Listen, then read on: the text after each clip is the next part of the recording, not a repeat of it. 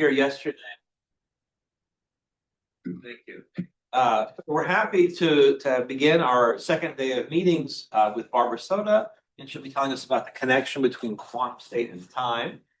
And Barbara comes to us from Croatia, where she just started an assistant professor position there. Before that, she was working at the Premier Institute in Canada. So, Barbara, glad to have you here. Welcome. Thank you.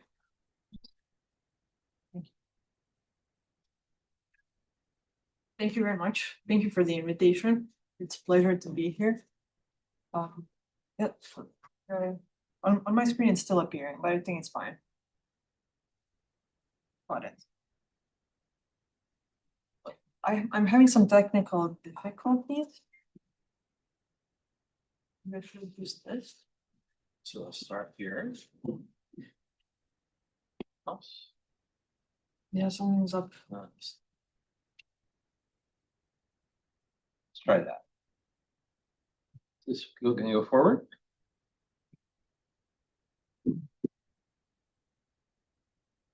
Oh, wait, here we go. Okay.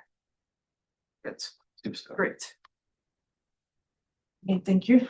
So yeah, thank you for the invitation. Today I will tell you about some recent work on time, which is one of my favorite topics. And this the image that I put here is from the Perimeter Bistro. And for now, it's very confusing why I would put that picture with this topic, but it will become more clear as the talk goes on. Okay. And so, as I said in this talk, I will discuss different time evolution of the quantum state. Probably I don't have to tell this audience about the common discussion in physics, which is different views on time and time evolutions. So some people believe in the idea that the future is open, it's not fundamentally predictable, and so I call it here open future idea, or sometimes it's called presentism, possibilism. Yeah, basically the idea is that it's either the only thing that is physically real is the present moment, or maybe a more moderate idea is that the present moment is real, the future doesn't exist yet, it's going to be created, but the past, the classical information from the past, we can reconstruct. So in some sense, the entirety of past exists together with the current moment. So that's roughly the idea of future is open. And then opposite of that is the block universe idea, which is that there is this four-dimensional space-time manifold. It is already there, and we are just flowing through it. In some sense, the future is already there. We just haven't yet met it. It's interesting that the idea of open future versus block universe connects well with the problem in quantum mechanics of measurement versus unitary time evolution. Basically, unitary evolution means that the future is predictable as long as we don't make any measurements. If we make a measurement, the outcome of each individual, if we prepare a state, we make a measurement, the outcome of that measurement is fundamentally unpredictable. So that works well with the idea of the open future for obvious reasons. Because we have fundamental unpredictability, the future really cannot exist yet. So the future is being built moment by moment, at least in every moment in which we are making a measurement.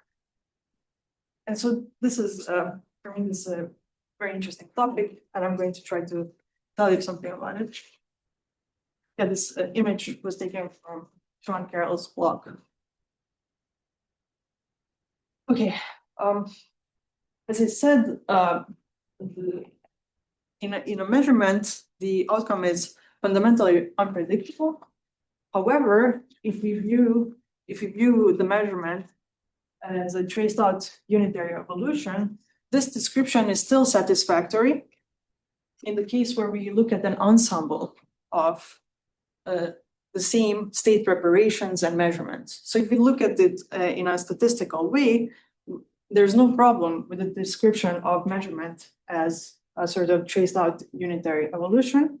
That's nothing controversial. So yeah, if we have a system that's interacting with an environment, instead of a Schrodinger equation, the appropriate equation to describe the evolution of the system is through Lindblad dynamics. Sometimes it has other names, but I've learned it as Lindblad dynamics, so I keep it there. And the way that story goes, probably everyone in this audience knows that. I'm just refreshing everyone. So if it's about measuring an observable A, you can write the Lindblad operators L in terms of the observable A, and the eigensystem of that observable, of course, because it appears in the equation that determines the dynamics of the state, the eigensystem of A determines the time evolution of the state in a non-controversial way. Everything is just straightforward. You can calculate it, and so the values of the state in a matrix representation look like this. Basically, the values on the diagonal stay the same, while the off-diagonal elements decay. And this is the description of the process of decoherence. It can nicely describe the measurement process, and everything is fine. But everything is fine only in the case that we really have a lot of same preparations of states and measurements, because then the state rho is describing this ensemble of measurements. And so because my impression is that when I talk to physicists, a lot of them will not care about the measurement problem, maybe people who work in high energy theory. And I think a good reason why they don't care about it so much is exactly because of that, because you can kind of ignore the measurement problem as long as you have an ensemble to think about. So I want to push it a bit further and ask if there is a case where fundamentally the ensemble does not exist, cannot exist, it does not exist. So you really need to face the measurement problem. Okay, and so a case where presumably that's true is when we talk about the state of the universe. So let's say that we have one universe. Not everyone believes that. Some people believe in the multiverse, but assuming that we have one universe, and it therefore, because it's unique, it cannot be thought of as a member of an ensemble, we are forced to consider individual outcome problem. What do I call the individual outcome problem? Well, as we saw earlier in the decoherence process, an initial pure state, quantum state rho becomes this decoherent diagonal state rho prime, and this is fine as long as we have a lot of experiments to do. However, for each individual experiment, I think the current belief is the best understanding of nature is that it is fundamentally unpredictable which state I will be the measurement outcome. However, if we repeat the experiment, we notice that it's consistent with this probability distribution for II. But the individual outcome problem is the problem of this fundamentally unpredictable outcome for one individual measurement.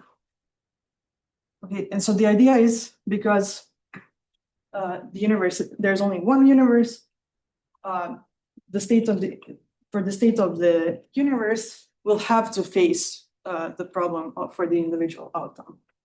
And so I suggest to consider the state of the universe constructed with a quantum gravity path integral.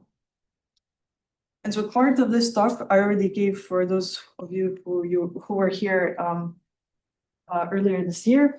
I gave, I think, this first part of the talk, but this second part is completely new. And that's the interesting part with time. So this first part, it's also interesting for our discussion. It's based on an earlier paper with two co-authors. So what is it? As I said, my goal is to construct a quantum state of the universe, and I use quantum gravity path integral to do that. So the question is, how do we construct a nice quantum gravity path integral? So first of all, a bit strange, maybe for this audience, is that I will use the Euclidean signature. Normally, we would like to have Lorentzian signature because we know that that's the right signature, but bear with me. So for this first paper, we weren't thinking about it necessarily as deeply as we will go into today. We simply chose the Euclidean signature, as many people in quantum gravity do, because there are more mathematical tools available. There are many more mathematical results for Riemann manifolds. For manifolds with Euclidean signature. And so we use the Euclidean signature, okay? What is the action that we put in the path integral? Every path integral needs an action. Well, we put in a gravitational action and free fermions and free bosons. We formulate the gravitational action in a very interesting way. This is not the usual way in which people build a quantum gravity path integral, but it ends up simplifying the calculations greatly. So the way we write down the gravitational action is, you see on the right-hand side, if you ignore higher order directions, you just have the Einstein-Hilbert action. So that's the usual GR action that you want to have. Now imagine reasonably that you also have some higher order corrections, probably true in nature, even though I think we have not found experimental signatures of that. And so, okay, on the right-hand side, we have the gravitational action that we would want to normally have anyway.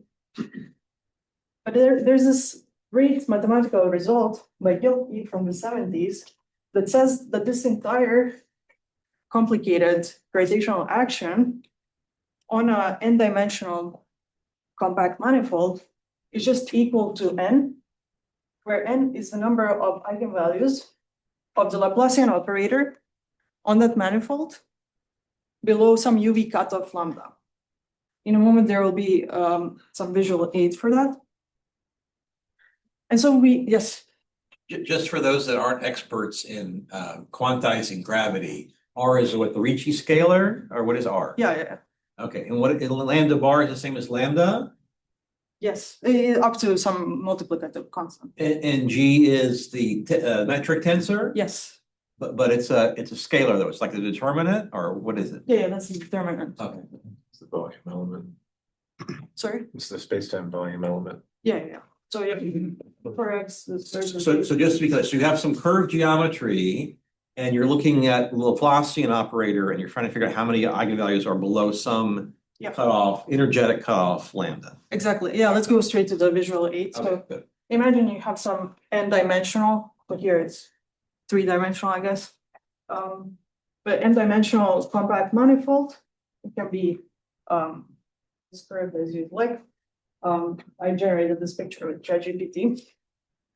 And imagine that you're acting on this manifold with a Laplacian. So that's just like, the kinetic energy in quantum mechanics in a box. That's also a Laplacian acting, except that's a flat space with a boundary. So in general, you can act with the kinetic energy operator, Laplacian, on a curved manifold. Okay, so this formula just tells you that when you act with the Laplacian on this manifold, it has a UV cutoff. The number of its eigenvalues, therefore, is finite because there is a UV cutoff. Otherwise, there will be infinite. And the number of the eigenvalues is a finite number n.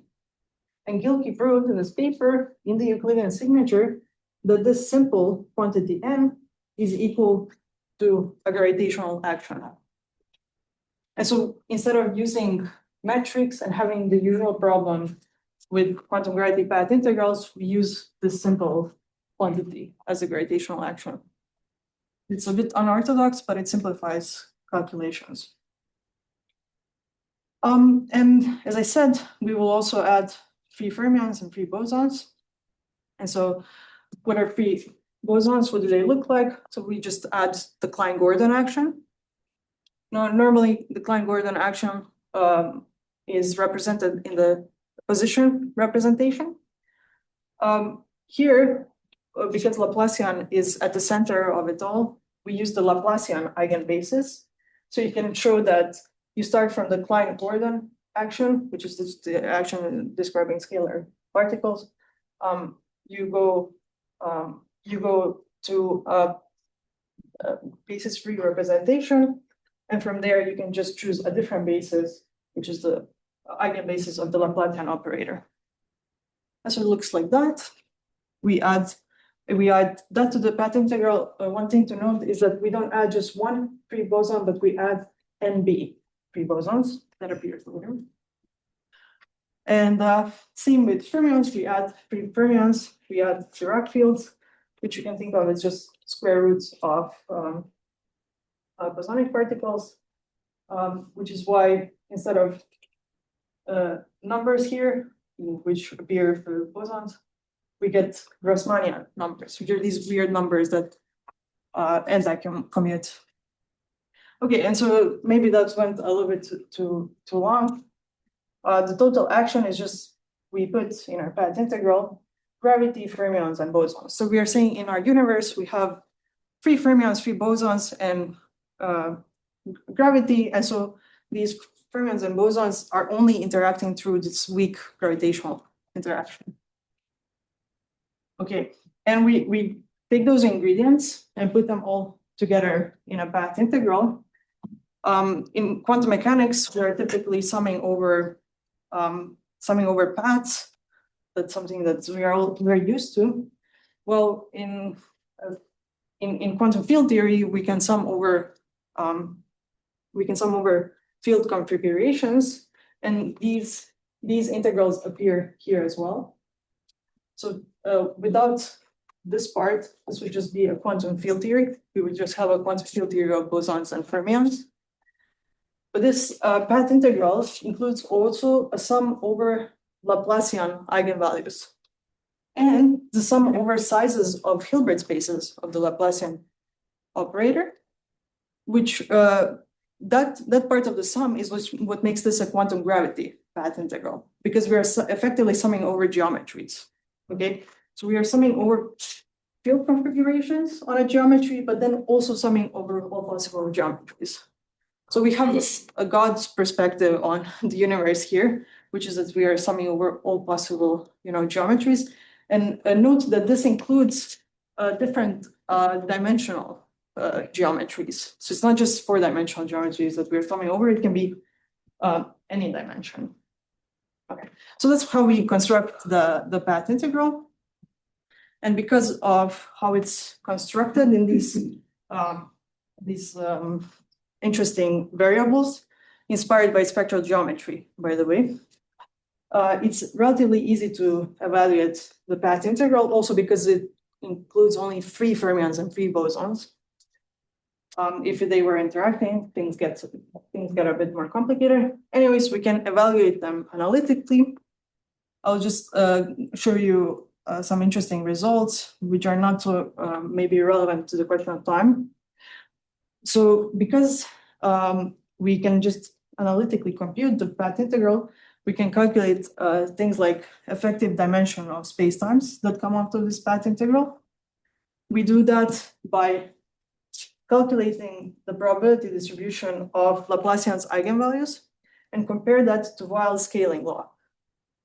And so that's,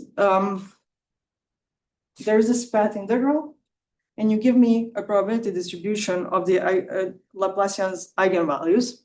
Then I look at large eigenvalues. That's like, so that's related to the dimension of the space-time in the same way that, let's say you have a box in quantum mechanics, you're trying to solve a problem of a particle in a box. And that box can be oddly shaped and can be all kinds of things. But if you look at high energies, you're looking at UV eigenvalues, it stops mattering what's the shape of the box. The only thing that matters for the scaling of eigenvalues is the dimension of the box you're in. So a two-dimensional box is different from three-dimensional. So that's called wild scaling law, and we use that here. And the punchline is that it turns out that the effective dimension of space-time depends on the difference between fermion and boson species plus 2. Okay. And interestingly, also, if we have non-trivial mass spectra, which means that different particles have different masses, we can have scale-dependent dimension of space-time. So that means roughly it can be that, for example, at these energies, which we would call low energies in high energy physics, we see a nice 4-dimensional space-time. But if we grow space-time at much higher energies, for example, just like in this picture, it should be that we would start seeing effectively 2-dimensional space-time. So this model allows you to have a transition between one integer dimension of space-time, then funny things are happening in between as you're having a transition into another integer dimension of space-time. So there's geometry and then something that's not quite representable as a geometry, and then once again you get a nice geometric regime. Maybe these technical details I will skip for today because there are more interesting things to talk about. But so for me, for this workshop, what's interesting is to discuss what is constructed. So I promised to you that I will construct a state of the universe by with a quantum gravity path integral. Here we constructed the path integral because it's Euclidean signature. We can call it just a partition function, which is familiar to us from statistical physics. And so what we have here is a nice Euclidean path integral over compact spacetimes with free fermions and free bosons. We can calculate some things. But what is the state of the universe here? Even if it's formulated in Euclidean signature rather than Lorentzian signature that you want, it's an interesting question.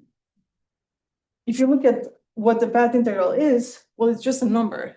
You can literally just compute it. And I showed you earlier that there's a nice analytical expression for this path integral, which means that if you plug in the right parameters, you will get a number out, a complex number, or a real number, actually. In this case, might be a complex number in general, yeah. Okay. Anyways, but it's the path integral is just a number. A state is a different mathematical object. And if you want to construct a state, you need to cut the path integral. So we all know how to construct a state with a path integral. You need to, typically in quantum mechanics, you need to specify initial state, initial boundary condition. Then you have an evolution, which is described by the path integral. And then at the end of this evolution, you choose to cut it off at a certain time. That will be your state at the final time. So you need to somehow, you cannot just integrate, from minus infinity to plus infinity and call that a state. A state is really something that fundamentally has to do with the cutting of the path integral. And so if you want to have a state of the universe, you need to have a specified boundary, or somehow you need to have a semi-classical time that emerges.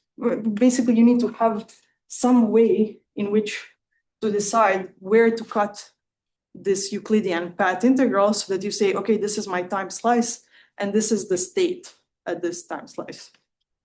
And so here, we cannot do that yet. We just have this path integral. It's just a number. And so that's where the second part comes in, where we will add interactions to the path integral. This part was motivated. Initially, we were just happy with this previous work because it was a nice quantum gravity model. We got some results. We had some plans for future directions, but there was nothing really pressing us to push it further. But then I talked to, Lee Smolin, and I got too interested in the question of time.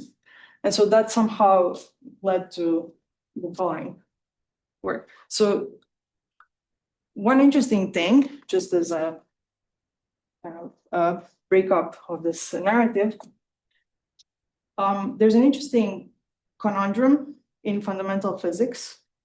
We know that local Lorentz symmetry is a fundamental symmetry of laws of physics, and we would like to have Lorentz symmetry. If we are claiming that something is a nice fundamental theory, we are pretty sure that Lorentz symmetry has to be a part of it. Well, in Lorentz symmetry, time and space are similar enough to be mixed in Lorentz transformations. Now, in boosts, we can mix time and space like dimensions. But as we all know, they are dissimilar enough to be clearly separated in the signature.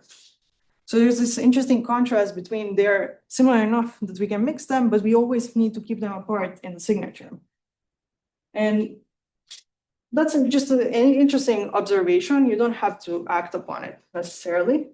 As I said here, there's nothing a priori wrong with that. But it's also interesting to see if there is something there to be explained. Can we explain this on a deeper level? And so that's also something that I try to understand with this update of the quantum gravity path integral.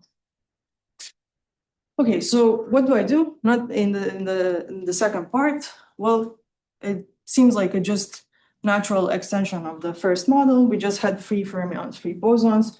Well, in nature, we know that they are not free. We have the standard model, they're interacting. So you want to add some interactions if you want to come closer to a theory of nature. I spent some time thinking what kind of interaction to add into the path integral so that I don't have to reproduce the standard model. That seems complicated. I want to capture some truth about reality without working too hard. And so, okay, I settled on the Yukawa coupling because that seems simple enough to do some calculations. And so the Yukawa coupling just has a coupling constant G and fermion fields and boson. So the total action now is the same as before, gravity in this funny, formulated in this funny way, where gravity is just a number of eigenvalues of the Laplacian. We have the free fields part, and we add the Yukawa interaction. As before, we rewrote all the actions so that they are relevant to the Laplacian operator. We put the Laplacian operator in the center of it all. So also here, we write the interaction in the eigenbasis of the Laplacian. And as before, we put it all into the path integral and we integrate.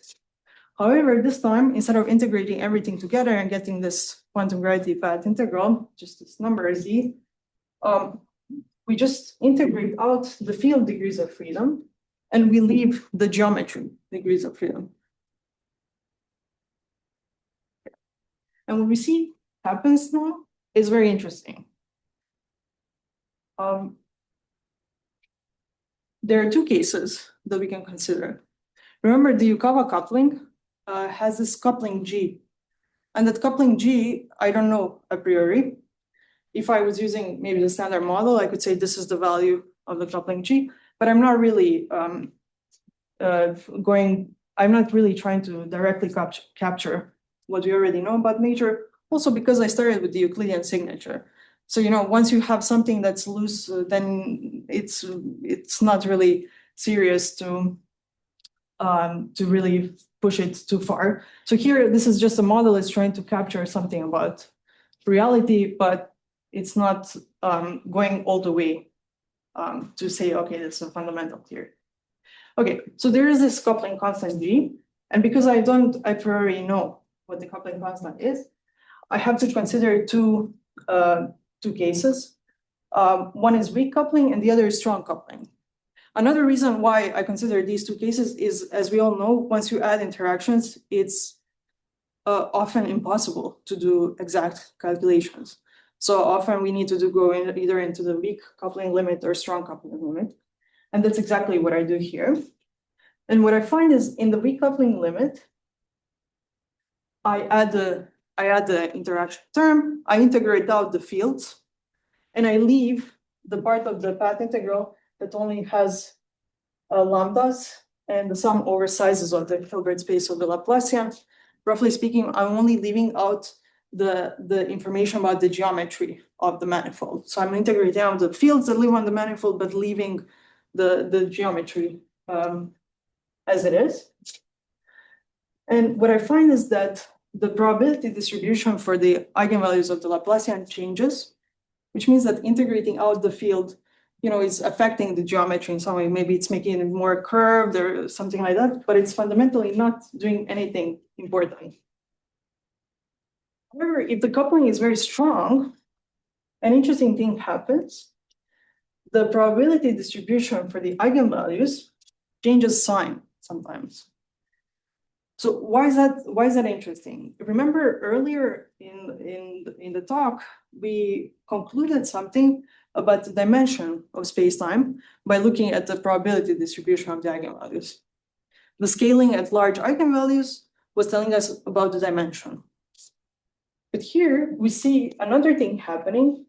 The probability distribution changes sign, which means that you can do some redefinitions of the path integral, and you see that this change of behavior of the eigenvalue probability distribution is consistent with the effective change of signature.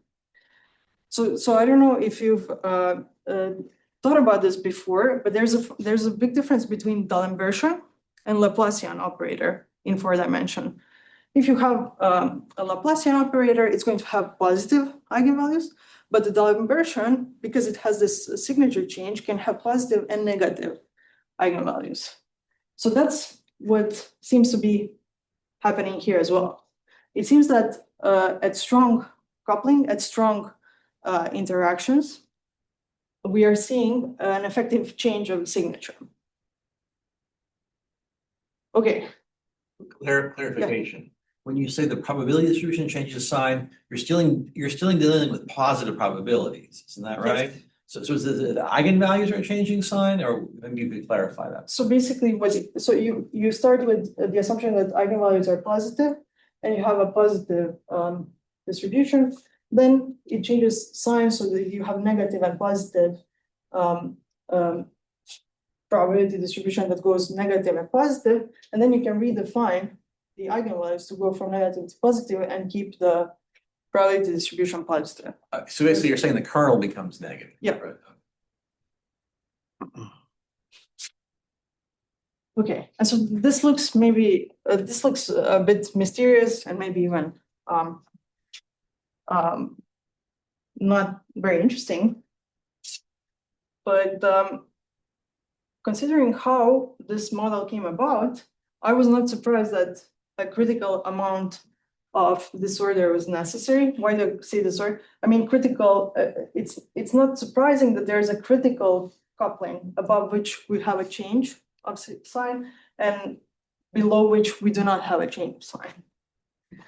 And the reason is the following. This all came about because of a talk I saw on Anderson localization.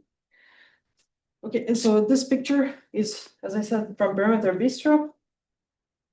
And what do these funny things that are hanging in the air, what are they useful for? Well, when you have a random kind of, let's say, potential in space, the Anderson localization tells you that you can fundamentally change the behavior of eigenvalues of the system. So you can change in real life, you can change the behavior of sound waves. You can make them, you can basically stop them from propagating. And so the sound waves are not bouncing back and forward and disturbing the conversation. The whole point of these things was to absorb sound waves to keep the Perimeter Bistro a bit more quiet so that people could hear each other at tables. It doesn't work that well, but that was the. It doesn't work that well for everyone. Some people laugh very loudly, so it breaks through the system. Okay, it's only a theoretical physics bistro, so that's good. That's true. It's a good point. Okay, so this phenomenon of Anderson localization, Anderson came up with it, he's a Nobel Prize winner. We found that disorder can localize wave functions. If you imagine a Schrödinger equation, in 1+1 and 2+1 dimensional systems, you can show that any small amount of disorder that you introduce in the potential, so yeah, imagine you add to your kinetic energy a random potential. And now imagine that this random potential is really small. It doesn't have to be huge. Then it's not that impressive of a result. But imagine it's a small disorder. He found that in 1+1 and 2+1 dimensions, it fundamentally changes the behavior of eigenfunctions.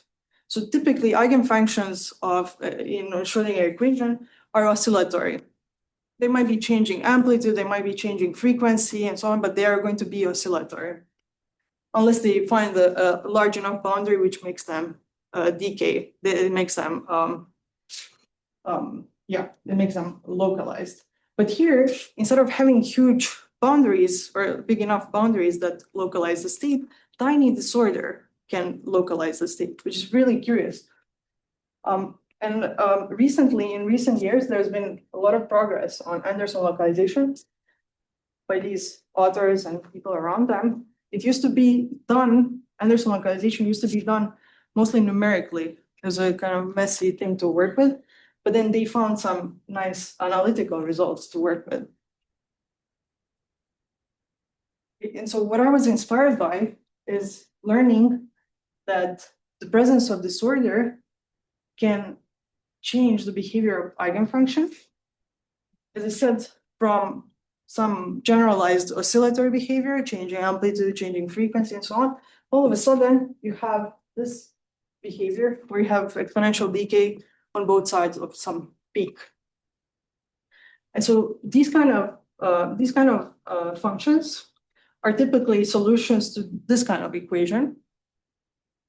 Of course, maybe you need to add some potential to change but that's not important. What's important is that oscillatory functions are the solutions of this equation, whereas exponentially decaying or exploding functions are the solution of that equation. So they're the same equation, just with a sign flip. And so a nice toy model maybe to think about this is, imagine that you have a Schrödinger equation in 3 dimensions, and it's a free system, except in the x dimension, I add a random potential. So imagine that you can do a nice separation of variables, it's a Cartesian box and so on. This is just a toy model. Well, as we saw earlier, we know that because there is this disorder in the x dimension, the wave functions in that dimension, and only in that dimension, will become localized. And so schematically, you can think of adding the random potential to this kinetic energy, effectively being modeled as this operator, where the crucial difference is the sign flip. And so, yeah, schematically, we can have that disorder added to the Laplacian can effectively change it into the Lampertian operator. And so if you think of, let's say, the dimension x here as the timeline dimension, because of obvious reason, if this toy model was capturing a reality correctly, we could think of time as being the localized dimension, while spatial dimensions are extended. What do I mean by this? If this model is capturing something about reality, as I'm trying to find out about more and more, because the timeline dimension is described by these localized wave functions, while spatial dimensions are still oscillatory wave functions, you can see that time is really a small dimension, let's say, or localized, while space is extended and it is much larger, which interestingly coincides with our everyday experience of space and time. We are flowing through through universe moment by moment, whereas in space, we can space-like dimensions are obviously extended. There are some questions that can be asked about this. For example, you may have noticed that the Yukawa coupling, the Yukawa interaction, is isotropic in the Euclidean signature. So we started with something that was Euclidean, we added the isotropic interaction. It doesn't know which direction is which. How does it come about that all of a sudden one dimension is time and the others are space? We saw that a weak disorder, so that was the weak coupling. So imagine, why do I call this weak disorder? So we have a weak coupling of the interaction. We integrate out the field. The field fluctuations are the ones creating disorder for the background geometry. So when the coupling is small, I call this weak disorder, and disorder is just sourced by the quantum field's fluctuation. Okay, so it's weak disorder. We saw that the signature is still Euclidean. There's no localized dimension. When we increase the amount of disorder, some localization happens anisotropically. So we have some effective signature change. Conjecture is that the timeline dimension direction is selected as spontaneously broken symmetry. And I'm looking into this. There are some condensed matter models where you add disorder isotropically, but then you see effect on wave functions anisotropically. And interestingly, we can imagine that if we increase disorder further, possibly even more dimensions become localized. So that would be a way to create more than one time-like dimension. But that's just a fun thing to think about. This model is interesting for the Hartle-Hawking no boundary proposal. And it fits in nicely because in the Hartle-Hawking no boundary proposal, as the name says, the universe starts out as a no boundary manifold. It's kind of like there's no beginning of time because it's like the northern pole. There's no top of the world. It's just everywhere is the top of the world, and it's Euclidean in this piece. But then, of course, they say we live in a Lorentzian universe, so fundamentally we need to have a Lorentzian signature somewhere. So what they do is that they put in by hand a wick rotation in here to go from Euclidean signature to a Lorentzian signature. But as was found in the recent years, there's an issue with that description. Basically, some assumptions don't work out if you do something like that. What would be interesting is that if we say that fundamentally, truly, universe starts out as Euclidean, and then this dynamical wick rotation happens. So it's a physical process, not put in by hand. It's not a mathematics thing, it's a physics thing. And then universe starts behaving as a Lorentzian signature manifold. So that would be an interesting solution to that problem. But maybe more interesting for this workshop is I've always been intrigued by these different possibilities about nature of time. And recently I started thinking, and maybe you will agree with me, is that they're not in conflict with each other, these ideas. There's clearly some truth to all of them. I mean, our many equations, basically all of our equations of motion are telling us that something like this makes sense. But then the measurement problem is pointing to these two. And so there's something to all of them. And in this model, we saw that at small coupling, G small disorder, signature remains Euclidean. And at large coupling, we get a signature change to a Lorentzian spacetime. Why is that interesting? Well, if you look at the block universe point of view, there's a 4-dimensional space-time right there. We're just traveling to it. In some sense, it doesn't really matter that your signature is Lorentzian. You can, unless you have some weird topological stuff going on in your space-time,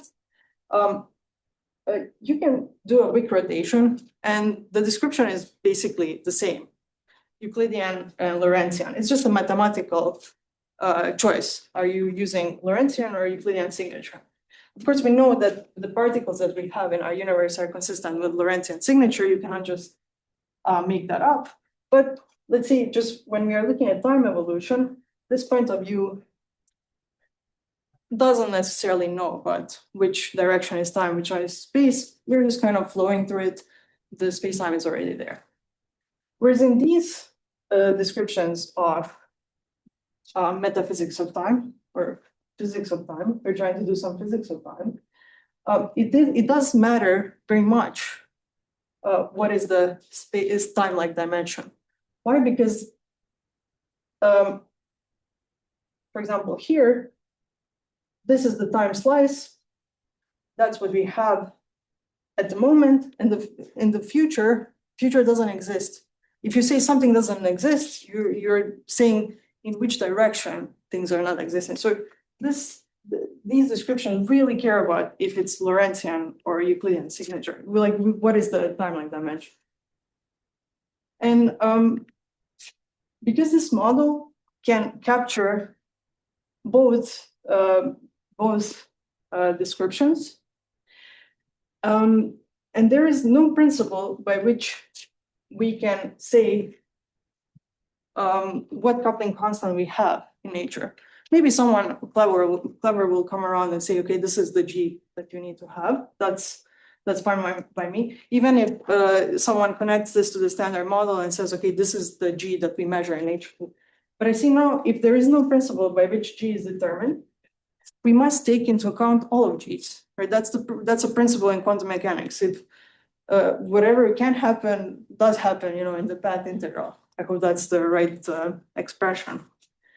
And so if you sum over all possible G's, some of them will have a Euclidean universe, which would be like the block universe, while others would have Lorentz symmetry, a specific time-like dimension, and so on. So this model can capture both in one. The idea is that part of information in nature is truly time evolving. That's the part that's associated with Lorentzian signature and time evolution, where we take the present moment seriously. That corresponds to the fact that time is a localized dimension, so on. And part of information in nature is Euclidean. It has this block universe. It's basically frozen in time. It's conserved in time, and nothing special is happening with it. Okay, and so that was my idea on how to reconcile these metaphysics of time. I wonder, yes. In summary, what we saw is that this quantum gravity path integral model, it allows us to understand maybe this conundrum that I put somewhere in the middle of the talk, which is the difference between, the contrast between time and space mixing in Lorentz transformation, but also being clearly separated. In this model, we see how we can describe that. We see that this model describes time-like dimensions as arising from space-like dimensions via Anderson localization phenomenon. Anderson localization is about disorder changing the behavior of eigenfunctions. Here, disorder is sourced by quantum field fluctuations on a geometry that are creating disorder for the background geometry and changing the effective signature from Euclidean to Lorentzian. And yeah, I call this right now dynamical Wick rotation because it's a Wick rotation, changes space to time, but it's produced by a physical mechanism, not just putting it in by hand. And because this corresponds, at least in this toy model picture that we saw earlier, it corresponds to the change of behavior of eigenfunctions that would be in the toy model associated to space, which are oscillatory and extended in space, to these kind of peaked eigenfunctions that decay exponentially. They decay pretty fast away from the peak. You see that in this model, time and space are made of the same fabric, but time is the localized small dimension, while space is delocalized. It's a large extended dimension. So this model can capture can somehow explain the conundrum that I posed. And perhaps we can understand how presentism, this picture of space-time time evolution, we call presentism, which is that the reality of time flow, moment by moment, it can be reconciled with eternalism, which is the view of block universe. They can be true at the same time, but one is capturing the truth of how part of the information evolves in time, and the other is capturing the other. So block universe is about the part of information in the universe that's just evolving, I say deterministically. That part of the information doesn't need to know about proper time evolution and Lorentzian signature, while the other type of information, which can be probably associated to quantum information, but I don't go into those details right now. That part of the information really knows that that moments of time are fundamental reality. Okay, and I think there's one more thing that I wanted to say, but okay, maybe during the question time. That's pretty much all.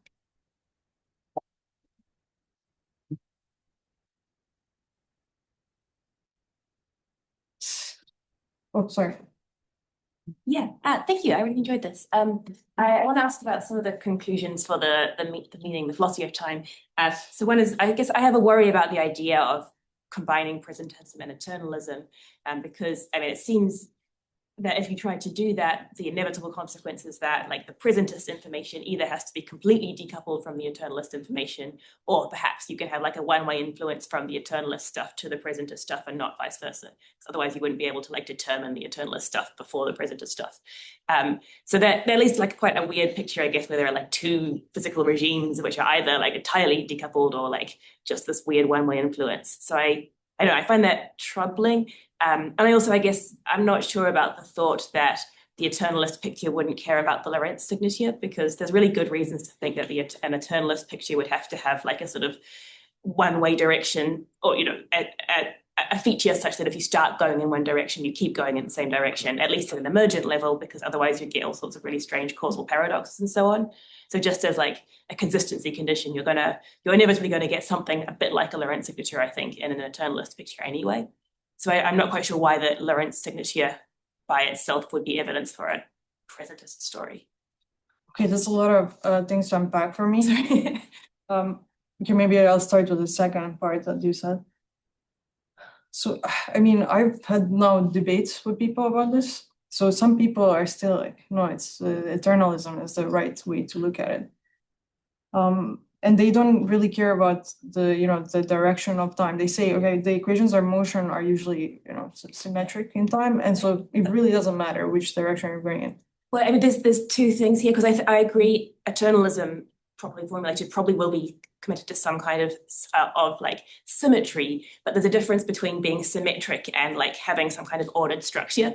If you think of like a ladder, for example, and you imagine like a ladder which is like symmetric about its middle axis, there's no asymmetry there, but nonetheless, if you start at one end and start climbing up, you'll encounter the rungs in a well-defined order. And if you go in the other direction, it'll just be the opposite order. So that's like a well-defined ordered structure, which is not asymmetric. And Lorentz spacetime is exactly the same, right? Lorentz spacetime is not asymmetric, but it has a well-ordered structure within it. You mean because the time field, let's say in some nice approximation where you can define time field always is pointing in consistent direction. Yeah, but you could describe it the other way around, right? There's no asymmetry overall. So that's very consistent with the terminal story where there's some kind of order structure, but the whole thing is symmetric. Right, so you're saying that there's a difference between having an eternal block universe with the time field and block universe without the time field. That's essentially your point. Yeah, I think I don't see why Lorentz structure is evidence for presentism over eternalism, that you can very much have this kind of well-ordered structure within a sort of symmetric universe where the equations are all symmetric. I mean, I agree with you. I think this, so there's something about time that this model doesn't capture, which is the necessity of flow of time. So this model is starting to capture that maybe this difference between time and space, this localized versus delocalized dimension, comes together with this change of signature. That's nice, but it's still, not, the model doesn't have in it built in the flow of time. Yeah. And so, this is just kind of, I have some ideas in that direction, but this is definitely not the final model. I agree with you that. Yes. Your localization. It's super fun the sign flip. I thought I saw where you were going and I got it, I guess, exactly wrong. I was imagining you were gonna flip the sign of all the spatial dimensions. My logic was, well, I mean, you showed your little block universe picture, you showed a little world line on it, which is localized, a particle that we experience is localized in 3 dimensions and it's delocalized in time. So I'm like, oh, that's where she's going. But then you went exactly the other way. So tell me about those 2 viewpoints. Okay, this is actually the exact question I got from Carlo Rovelli, and he tried Okay, we're the same person, really. Yeah, he tried to argue really strongly that this is obviously nonsense, has to be what you said. His argument was take Klein-Gordon equation, take it seriously. You can make localized in space, but it's delocalized in time. As you said, it's this intuition about particles. But remember here, I was not describing, particles, word line, or anything like about. I'm trying to describe the space-time, and so what is getting localized is a dimension of space-time rather than. It's a bit of a weird perspective, right? So, But time isn't localized. I mean, it's continuous. Why do you say time is local? so what I mean by time is localized is this, as the philosophers like to say, brute fact. It's the brute fact that we live moment by moment. So we are really like localized in time, whereas in space, space is extending. We experience the now.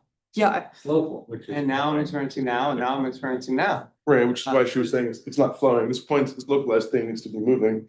And then now we're getting Yeah. deep philosophical stuff. I'll just turn it back to you. Okay, I kind of see where you're going. But particles, I mean, the whole motivation of this, you were talking about eigenfunctions, right? You were talking about where is if something collapses into an eigenfunction. Right. What you actually want is to get from a field, this is like Chip's talk, get from a field to a particle, right? You want to localize something in space. And so we have to do that too. Okay, I agree. My ambition is definitely, as I started talking about, is to understand unitary evolution versus measurement evolution. And so remember the motivation was to really push the measurement problem to an extreme and find a case where you don't have an ensemble, you just have one state and one measurement. And so for that, maybe there are better ways to do that. But in this case, we say, okay, this quantum state of the universe is really unique, and so we look at that.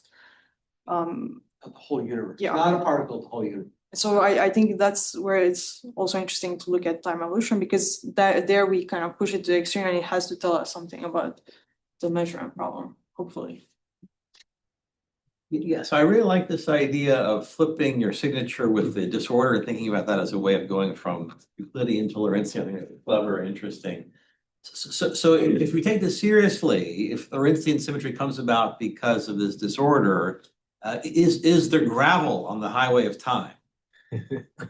Is there gravel? I mean, Friction is asymmetric. I mean, there's gravel on space, which creates time. So if there was no gravel or friction, we would just be living in a nice block universe and we could just calculate the future indefinitely, but because there is disorder, we cannot calculate it, and so the time compresses into a small dimension. So in your view, it comes from the interactions, in your It ideal. comes from quantum field fluctuation. Okay, but if you set little g to zero, Right. there are still field fluctuations. That's true, free field fluctuations, but you really need the interaction. But then it would just be your solvable model, and then you wouldn't have this negative signature and so on and so forth. So in your view, you have to have interactions to have localized time. Yes. It's pretty deep. I think the interactions could affect space in the same way. Is there a clear reason why they're not? So they are affecting space in all of dimensions in a way that it kind of chooses one space-like direction and it compresses it into a time-like dimension. That's the idea. I had a different question about cutting the path interval. So I mostly think about like single particle path intervals. So as I'm thinking about a single particle path interval, I'm like, I have some initial position and a final position, and I'm summing over all the Feynman paths, okay? There's not a very good story what's happening in the middle. Everything happens, it's not a very good story. But at least there's a probability, you can calculate a joint probability for going from point A to point B using the path interval, okay? So now, let's cut it. So everything looks nice and symmetric. I have a joint probability, I have initial point, final point. The moment you cut it, you have to pick a side. And you're kind of throwing out information when you do that. It seems to me that what the quantum state is slicing that story in half, then you're like forced into almost like an epistemic viewpoint where this isn't really this state that I'm calculating this way. I'm throwing away half the universe to get it. Why should I believe that a state you get by cutting and only looking to the past is meaningful? So the way I view this is just to connect to Andrew's. So it's not. The signature change is not really cutting the path integral in half. It's kind of it's creating. But I'm not asking about the signature change. I'm asking the first part of your talk. Oh, okay, sorry. The first part of your talk. Yeah. So when we have, let's say, free fields, in Yeah. general, just a path integral that you can write as nice. I haven't thought. I'm not sure that I understand the question. So you have this nice, beautiful, symmetric story if you do the full Yes. pattern. Yeah. Now you say we're gonna use the phrase "cut the pattern," Right. and you're Yeah. only looking to the past when you do that. Why the past? I don't know. Why? That's my question. Why the past? Like, So let's see. I'm not sure that so basically what you're doing there is just you're just kind of, I think in terms of quantum mechanics you can do you can kind of interrupt the path integral, which is basically replacing time prior to the revolution, past. Yeah. and then you make a measurement and that's creating now the cut. Right, that's a way to think about it. So in some sense, I agree with you that measurement is throwing away information, right? I think everyone would agree. You start with some pure quantum state, you make a measurement, you get some outcome. You in general cannot know what the state was earlier, so you get part of the information and part of the information you're throwing out. So in that sense, the cutting of the path integral is also throwing away You're information. thinking of it as a measurement. Sorry, yes. You're thinking of it as a measurement. I mean, I think that's a good operational way to. Well, isn't just cutting just a way of making predictions about now? Given what you know about You the have a past boundary condition, you evolve and you make a prediction about what you would see now if you did data You would collection. predict. Yeah. I think that's your point. So this is always the way quantum field theory works. You have two boundaries that you have to specify, and then you Right. can tell what the field configurations are in the middle with the path integral. But if you don't specify the boundaries, you don't have a solution. So it always has two-sided cut. They often push these in high energy off to infinity, plus and minus time infinity. But in reality, there's two surfaces, which Finger made very clear. So I think what you're doing here is just specifying these are your boundary surfaces in order to even talk about a state and the path integral correctly. Yeah, I mean, my point was that in the first part where I just had this sum over Euclidean compact manifolds that unless I really unless I chose arbitrarily some cuts and you know I would have to create that's how I would have to find a state of the universe, but just as this is written, you just choose some you fix some geometry, you choose some surface. And maybe now the geometry can fluctuate around that fixed surface, and now that's your path integral. And so basically, if you want to have a state of the universe, I think this is well known and accepted. You need to have either some specified boundary, or you have to have somehow time emerging so that you can choose a time slice to make. I just give my point was, sure, if you want to match quantum theory, you need to do that, but it makes it look like you're throwing away, you're not getting a full story when you do that, because you're ignoring the future. To put it another way, the path integral is like a unitary transform. Unless you specify what you're transforming, it's not a complete story. That's why you need a boundary. You do need a boundary, yes. You can't just have a unitary and say that is it. I mean, I agree with you. That's actually part of the point in the second part is that once you have quantum state, which you can have because now you have, Lorentzian signature, you have a time slice in it, then future is now going to be created from there. So that connects to what you said, which is that you're throwing away part of the information. But as I said, the story is not quite complete. Emily's comment is exactly right. So, this model has some nice features that can describe nature, but it still doesn't have the time flow, which would really then I'm make a fine point. with that. Yeah, You're against time flow. Well, Ken, don't you want to explain why we experience time flow? even if That's you- not it's my job. Fundamental. I'll leave that. leave that to the Experience psychologist. it. We just think we do. Hey, any other Can questions? I do one before we're done? I would like to see who believes in block universe and who believes in now is the real thing, or like the reality of moment, this kind of presentism. So who's for presentism? Creating the future. Creating the future. Yeah, who's for future doesn't exist and is being created. Okay, who is block universe person? Okay. And who is I don't know, in between the possibilism people? Just Undecided. Third option. Third option. metaphysically Inside. Yeah, so I think they're all good ones.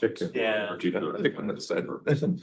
Okay. I don't know. I just like to comment that Friends this were is like a split. general experience of mine is that when you ask physicists what do you believe in, it's typically a nice 50-50 split, which I believe is a maximum entropy state. And it means that we don't know the answer. Okay, that's it.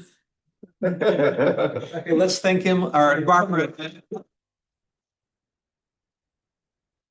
We have a little coffee break before Jeff's talk.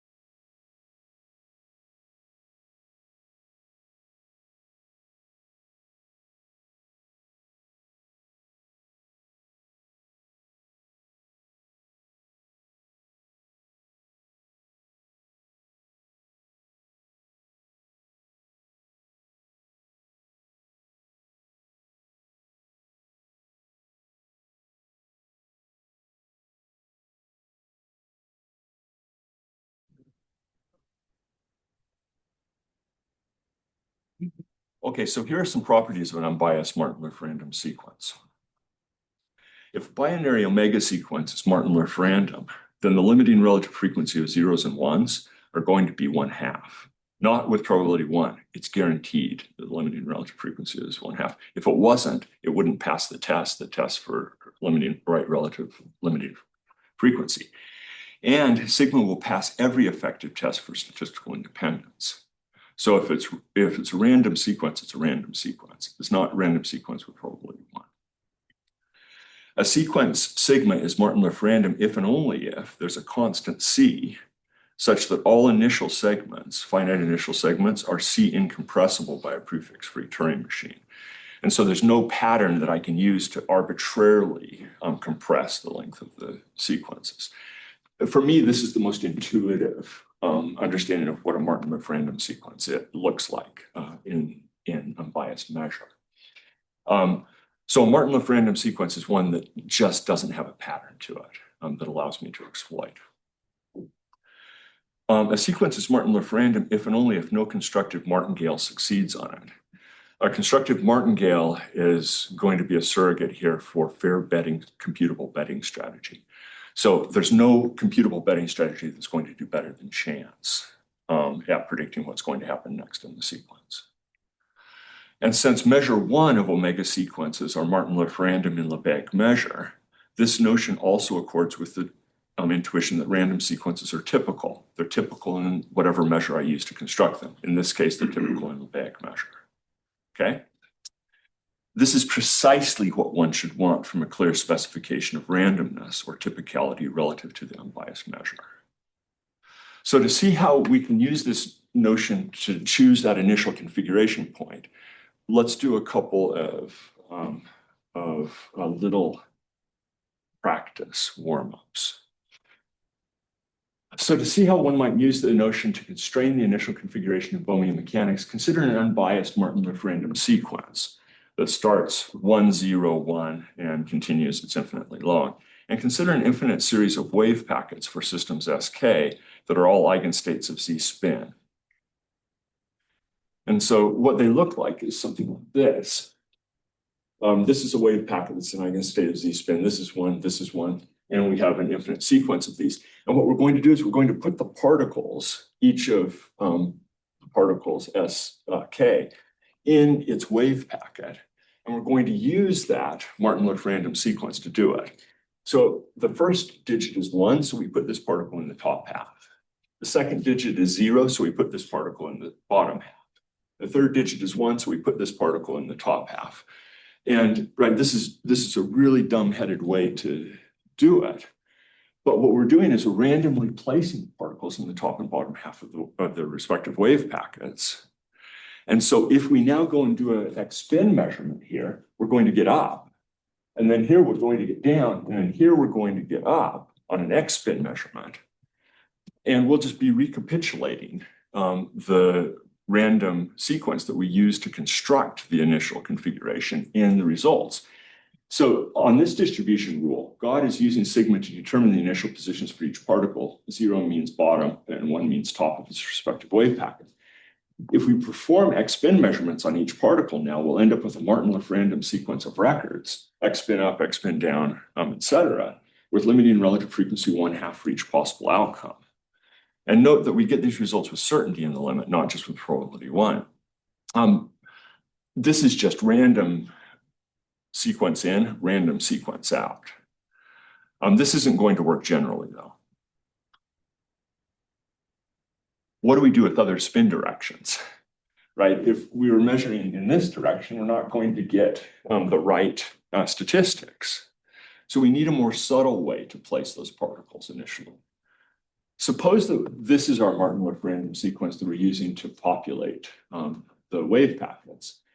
So suppose that's Martin-Lewis random, and suppose that we have an infinite series of wave packets all in eigenstates of Z-spin, considering the following construction. The first digit is 1, so I put the first particle in the top half of its wave packet. The second digit is 1, so now I'm parsing through the packets again. This is my set of packets, set of packets, set of packets. I take that first particle with this digit and I put it in the right-hand side of the top. And with the third digit, a 0, I put the second particle in the bottom of its wave packet. With the fourth digit, a 1, I put this in the right-hand side of its quadrant. And the second particle has a 0, so I put this it's in the bottom half. I move it over to the left side of the bottom half.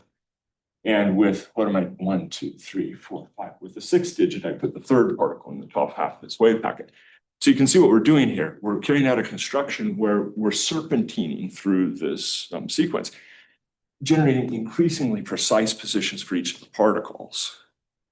And in the limit, we're going to get these particles uniformly distributed across the disk. And so now we've solved one of our problems. So here 0 means bottom and left, and 1 means top and right. So now measurements of any particular spin observable in the XY plane will result in a Martin-Liff random sequence of outcomes with limiting relative frequency 1/2. But we need, right, this is just a toy model still. We're going to have to be significantly more subtle in the rule we give God for placing the initial particle, because this is only going to work for this very special kind of setup. So here are some problems that we face, and then I'll say how we solve them. So problem 1, even if we distribute the particles randomly over each of these uniform wave packets, there's always going to exist a sequence of spin measurements where the results will be non-random.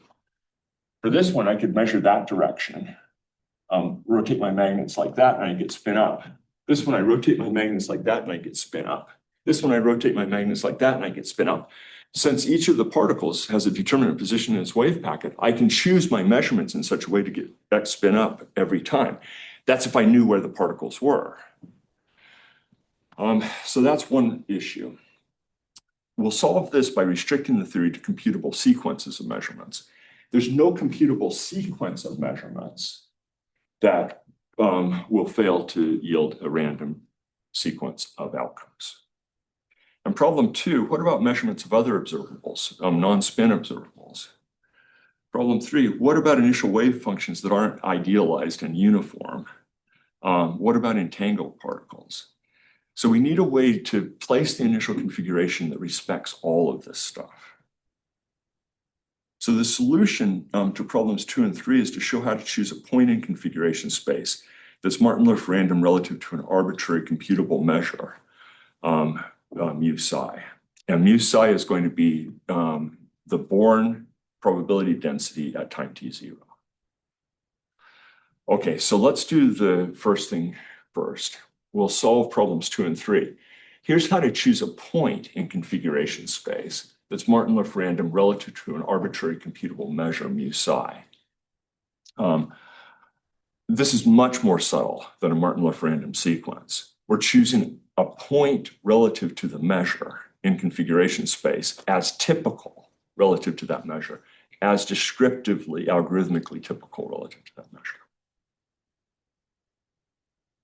So suppose that mu psi is a computable measure on configuration space. And configuration space is a computable Polish space. We're not going to consider individual Martin-Liff tests. We're going to consider a universal test. So there are two things going on here. I'm introducing the notion of a test relative to a measure. This is the mu psi Martin-Liff test. And I'm introducing the notion of a universal test. So a universal mu psi Martin-Liff test is a uniformly effectively open set of sequences, U sub n, such that the Born measuring configuration space of that set is less than or equal to the 1/2 to the n. And so this is where the Born measure gets packaged in with the universal test. And we're just going to consider one test here because that one test is going to contain all Martin-Liff random tests relative to that measure.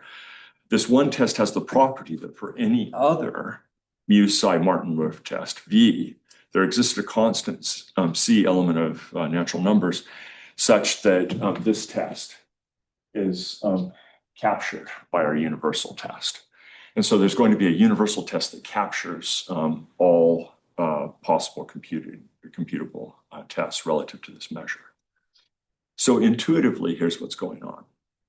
The sets UN identify those configurations in configuration space that fail increasingly stringent effective tests for being mu-psi random. The set of mu-psi Martin-Liph random points at time t0 is going to be all of configuration space minus the special points. Here's an example of the special point. If the initial wave packet is Gaussian, a special point would be the mean of that Gaussian, because I can describe that point effectively. There are going to be a lot of other special points. None of those special points are going to be Martin-Liph random. They're not going to be selected. Good. So how this is going to work is that God is going to select a Martin-Liph random point at time t0. That's what the distribution postulate is going to be. Yes. So God will never put the particle dead center. God will never put the particle dead center if we start with a wave packet that's Gaussian. Good. Do you think God can come up with a better name for a probability distribution? See, I'm using my language for them. God has fancy language. We need a prophet. The beautiful selection. Yeah. So question, if you didn't do the Stern-Gerlach, but just measured your initial packet, you'd expect the maximum probability at the center of the Gaussian. How does that square with this procedure for where you put the particles? I'm not sure I understand the question. Measure 0 point. So it's going to turn out it's going to Just be a region around the center should have maximum probability, but you're saying you can never. it's never going to be precisely in the center of the wave packet. Okay, so you're saying as long as you take any arbitrarily small region around that one point, it's fine. Yeah. Okay. So the Martin-Liph random points are dense in configuration space, and they're measure 1 in the relevant measure. You can never. And so almost all of the points are going to be Martin-Liph random in measure. Good. Okay. So the set of Martin-Liph random points relative to mu-psi is independent up to finite changes of index of the particular choice of the universal test, which is an important aspect of the universal test. And so this allows us to say what it means for the initial configuration to be typical relative to measure mu sub psi. And philosophers of physics worry about what typicality means. This is a concrete way of specifying what it means to be typical with respect to a measure. A point is typical with respect to a measure if and only if it's Martin-Liph random with respect to that measure. So here's the algorithmic distribution postulate. It simply stipulates that the initial configuration is Martin-Liph random with respect to the initial Born probability density given the initial wave function. Full stop. So that's how God chooses the initial point. You know, this is called algorithmic Boolean mechanics, but I'll mention God can't run an algorithm to choose this point. This is something that can't be characterized effectively. It's not compressible. That's right. Yeah. Good. Okay, so we solved problems 2 and 3 by showing how to choose an initial configuration. Now we know what the distribution postulate is going to say. But now we need to know that that distribution postulate is going to make the right empirical predictions for push forward measurements. So how do we represent a computable sequence of measurements given our formulation of the theory? There are going to be 2 slides on this. So the first thing we need is something called the notion of randomness deficiency. And this is a subtle notion that I've come to know and love in the last 3 weeks. Thanks to my good friends and colleagues who are working on this, in particular Josiah. In just a second, I'll point out one of the other things that Josiah introduced to this. So intuitively, some random points are more random than others. Some Martin-Liph points are more random. Consider a Martin-Liph random sequence that begins with 1 million consecutive zeros, and then it looks random thereafter. It's still Martin-Liph random, but it doesn't look very random to start off with. The sequence we get by deleting that 1 million zeros is also Martin-Liph random, and intuitively it's more random because we know that it's random sooner with a universal test. So the intuition of more random relative to a fixed universal test for randomness can be made precise with the notion of randomness deficiency. So fix a universal mu Martin-Liff random test, Martin-Liff random test relative to measure mu, and let Martin-Liff random mu sub n be configuration space minus the first n levels of points that we've knocked out as being normal. For any mu Martin-Liff random point in configuration space, the minimal n such that this point is in the set of Martin-Liff random, mu Martin-Liff random points at level n is the randomness deficiency of X. So here's the idea intuitively. Sequences that are more random have lower randomness deficiency. They're judged not to exhibit the computable pattern sooner by a fixed universal test. If I start off a sequence with 1,000,000 zeros, my test is going to take a long time before it can figure out that this is a non-random sequence. So it's going to have a high randomness deficiency. Sequences that are more random have a low randomness deficiency. Is this actually like starting at the beginning of the sequence? Starting in. So if you put the 1,000,000 zeros like way far in there, Mhm. it wouldn't catch it right away and you would. That's right. It might still affect the randomness deficiency, depending on what your particular universal test was. But it's really going to affect the test if they're right in the beginning. Good. And in fact, somewhere in the sequence we'll find 1,000,000 zeros because it's a Martin-Liff random sequence. Okay, great. Okay, slide 2 for solving this problem. So how do we represent a computable sequence of measurements? We have this notion of randomness deficiency. The next notion we need is the notion of layer-wise computable. What a measurement is going to be is it's going to be a layer-wise computable function. A layer-wise computable function is computable on every layer of Martin-Liff random relative to measure mu. And the layers are indexed by this n. So let configuration space and measure on a configuration space be a computable probability space, and let y be a computable Polish space. Then the function f from x to y is mu layer-wise computable if for all natural numbers, all levels of randomness deficiency, and for all x that are Martin-Liff random relative to the measure at that level, f of x is uniformly computable in both x and k, the argument of the function and its randomness deficiency. So a sequence of functions is uniformly mu layer-wise computable if there's a single algorithm, that's the uniformly part, which given a random point x and its randomness deficiency k computes each f sub I of x. So here's what we're going to do with functions that have this property. It's not in a way, it's a very natural constraint. It takes a while to get your head around this constraint to layer-wise computable functions. But what it's going to do is it's giving us this notion of what it means to carry out a computable, specifiable, effectively specifiable sequence of measurements. Algorithmic Bohmian mechanics is going to represent computable sequences of measurements as uniformly mu psi layer-wise computable sequences of functions. To see how this works, it's helpful to have an example. Here's how a layer-wise computable function f might represent an x spin measurement. So a measurement in Bohmian mechanics involves the evolution of the composite system consisting of the object system and the measurement apparatus. There are two aspects to a measurement that we can consider.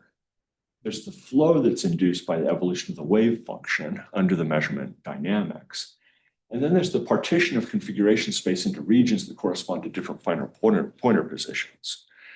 And then the result of the measurement will be whatever the final configuration is, what region does it pick out as the pointer in the pointer grid? So given the global Hamiltonian, the Bohmian guiding equation generates a deterministic flow.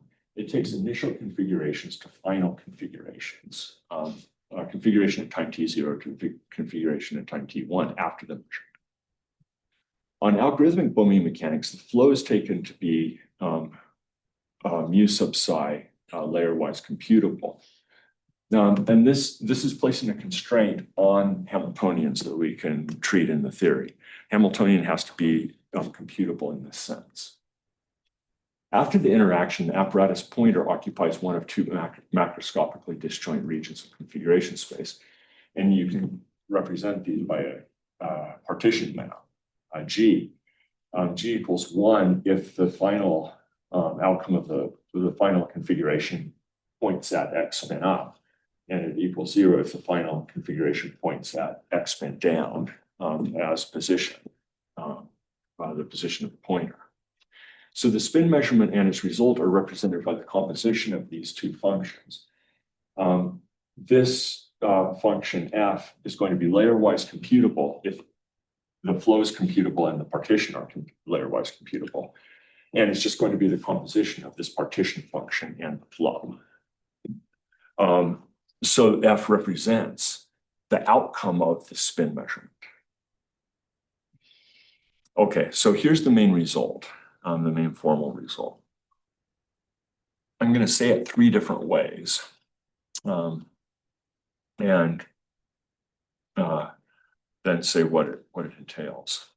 So with this setup, one can show that a layer-wise computable sequence of measurements preserves algorithmic randomness by transforming a Martin-Lewis random initial configuration, which we're going to get from our distribution postulate in Born measure, into a sequence of Martin-Lewis random measurement outcomes in a push-forward measure that appropriately respects the standard Born statistics. So we need to show that if we start with a random point in configuration space, we get random outcomes to our measurements. And that's what we're going to be able to show. More specifically, we'll show that if the initial configuration X sub 0 is Martin-Lewis random with respect to the Born measure at time t0, then the corresponding sequence of measurement outcomes, F1, F2, et cetera, is Martin-Lewis random with respect to the push-forward joint measure, mu sub omega, that's induced by the initial Born measure and the layer-wise computable functions F sub n. And so we can prove this. Specifically, Josiah has proven this. So here's the theorem, the main result. Let X and mu psi be the configuration space of the object system and the measurement apparatus together with the Born measure that's induced by the initial wave function psi at time t0. Suppose that Fn is a uniform layer-wise mu psi computable sequence of binary measurements on configuration space, and let F sub omega be the induced product function, and mu sub omega be the induced joint measure on the outcomes of those measurements. Then, for any X in configuration space that is mu sub psi Martin-Lewis random, the outcomes of those measurements, and this is, I'm stating the theorem for the binary case. So the outcomes are going to be a sequence of zeros and ones, is mu sub omega Martin-Lewis random.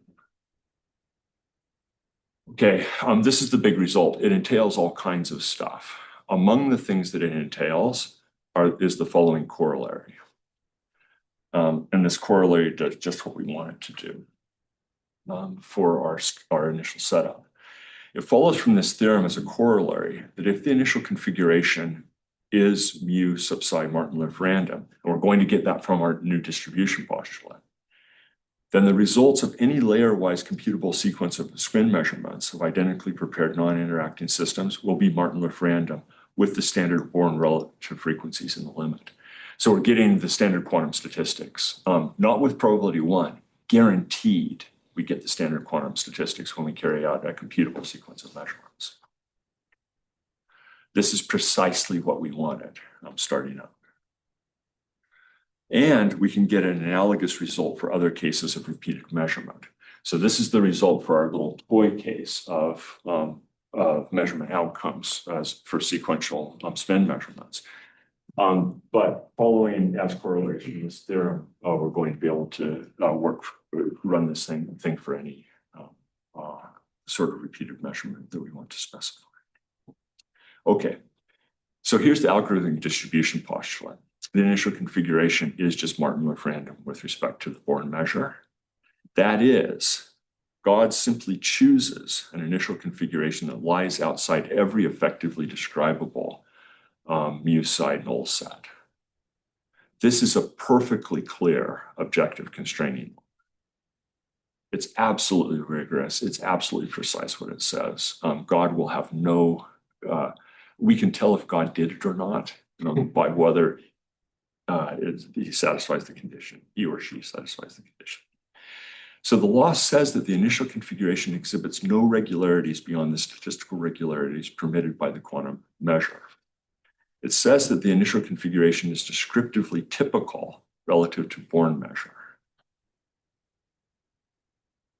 And if the initial configuration is Martin-Lewis random with respect to mu psi, then a layer-wise computable sequence of measurements will yield a Martin-Lewis random sequence of outcomes relative to the push-forward quantum statistical measure mu omega.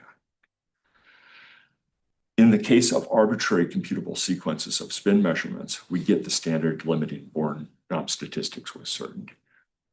Okay, so we've gotten what we want.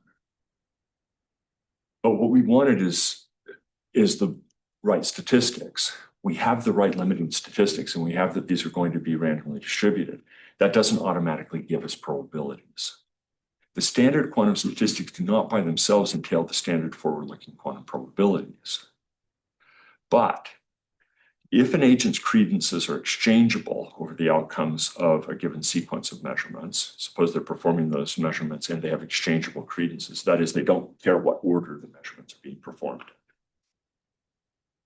And if that agent accepts algorithmic Bohmian mechanics, then De Finetti's representation theorem commits her to assign the standard forward-looking Born credences for each single case outcome to the sequence of spin measurements or any other measurements we're interested in.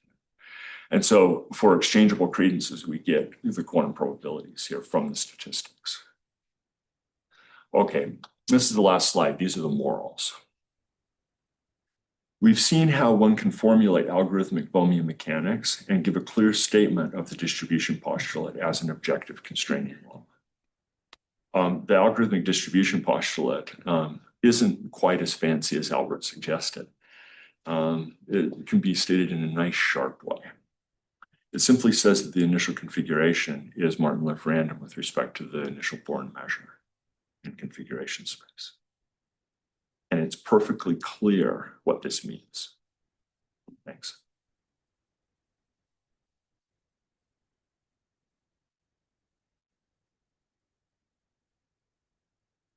That's it. Any questions? Pretty clear. Yeah, so you can see I want to especially single out Josiah's work on this. Josiah is one of our senior graduate students in LPS, and he's been working on algorithmic randomness. And he and I have been talking about quantum mechanics and algorithmic randomness now for a couple of years. And Josiah decided it was time to just sit down and prove some theorems. And so I have learned much over the last few weeks. Yeah. Okay. Since nobody else wants to fight, so whenever I see things to do with algorithmic randomness in the context of probability, my mind turns to this quote. It's a logician's parody of a complex psychological process. Here I wonder whether it's a logician's parody of a complex physical process, because you were stating as a law that this thing is Martin-Lewis random. What does that mean? Is that a physical law? Is it an empirically decidable, right? So it's well, we can get evidence of it, right? The more so if we're Bayesian, right, and we start off with a prior that it was placed this way, and then we can start getting evidence that either supports that prior or doesn't, given our conditional. Infinite evidence, right? What? We need infinite evidence, right? To pin it down precisely, but I can still condition on whatever finite evidence I have. But in the limit, if I had unbounded computational resources, I would be able to demonstrate that that's the way the particle is placed. Because that that limiting sequence is either going to be Martin-Liff random or it's not. Sure. So if I could super task compute, for example, I could determine in principle whether this law was true. So my objection really has to do with, is this really physically relevant? Yeah. Because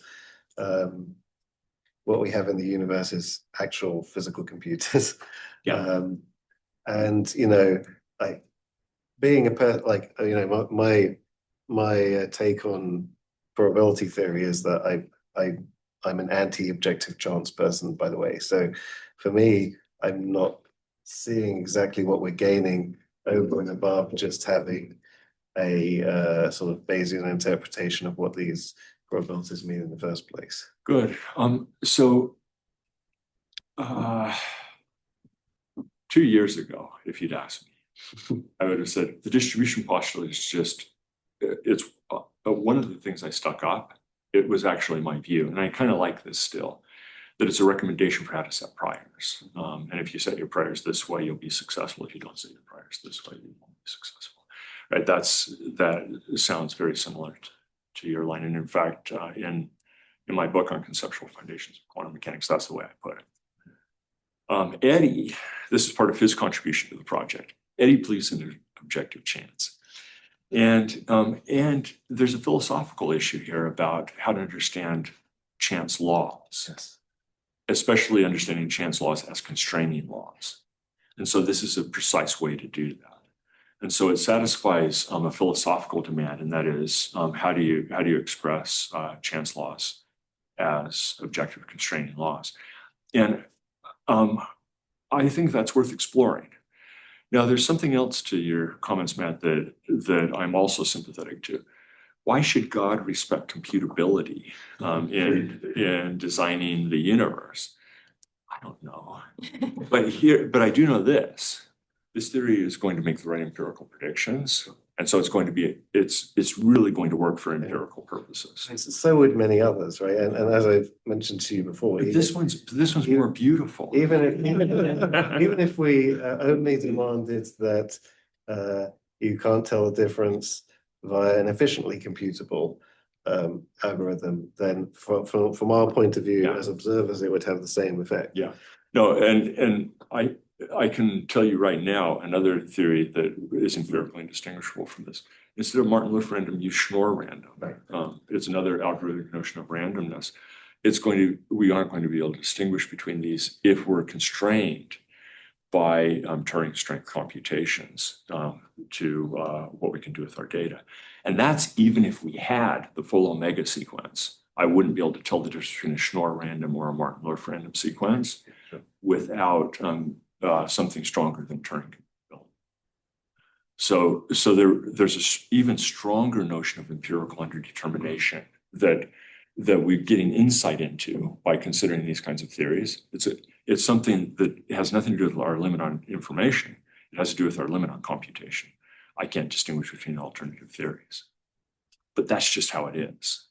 And I think it's good for us to face those facts. Matt, thank you. Emily. Yeah, the sort of story I recall from when I was first taught about Fermion mechanics was that there's an increasing worry about the fact that there's a funny coincidence where dynamical law uses the wave function and the distribution law also uses the wave function. Isn't that weird? And there's no reason for that. And then the solution we were presented with was this sort of equilibration story where the dynamics would take you to this type of distribution. So it's not a coincidence, they depend on each other.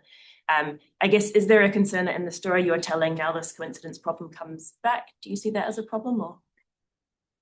Yeah, so I don't see this as a problem.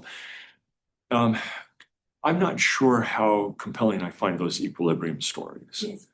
Because, right, we can prove a theorem. If the epistemic distribution is ever not equal to the Born distribution, then it never will be precisely equal to the Born distribution under the dynamics. And so we're only going to get something close to that. Yeah. And we need some kind of mixing. I've always thought the honest thing to do is just stipulate up front what the statistical constraint is. And I really do take this to be analogous to the past hypothesis in statistical mechanics. You don't find it strange or worrying that there's this one object, the wave function, that plays these two very different roles for no reason? I don't worry too much about it. Eddie?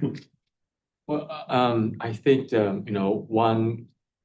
maybe two things. One is that if you think of the quantum state as an ontological thing, Yeah. it might be a bit more surprising than you think of it as more like gnomic thing.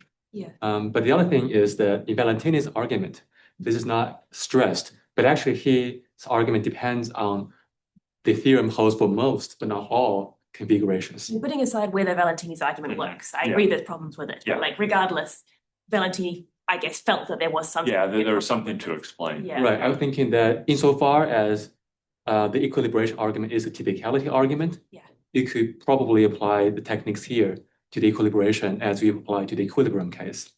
So if you have start from quantum non-equilibrium, and for most points you get to quantum equilibrium Yeah. or close to it, then the most is going to be a randomness assumption. Try to do an L star law for that argument can probably get something similar. It would be different from this, right? 'Cause It'll be different Yeah. theory, yeah. Yeah, I've also thought of this, and this, by the way, I probably should have said this up front. This is really new. You guys, nobody else has heard this stuff. In fact, some of the stuff I said, I don't think I've said to Eddie yet. That's what I've been thinking the last 3 days. And so I haven't gotten my head completely around how all the pieces fit together here, but there's something very closely analogous to Durr, Zongi, and Goldstein. They want everything to run by a typicality argument. Yeah.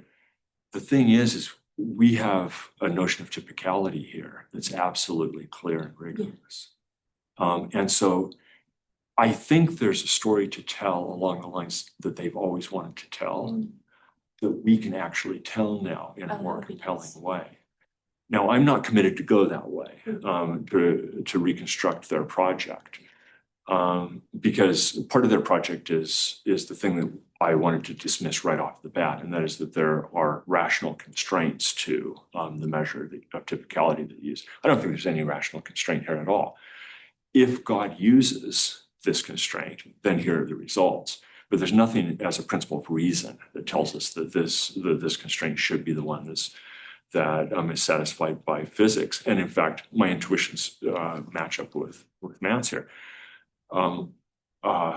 Yeah, why should physics care about this constraint? I'm just saying it's a law-like constraint. It's a part of this theory. This theory makes very empirical predictions.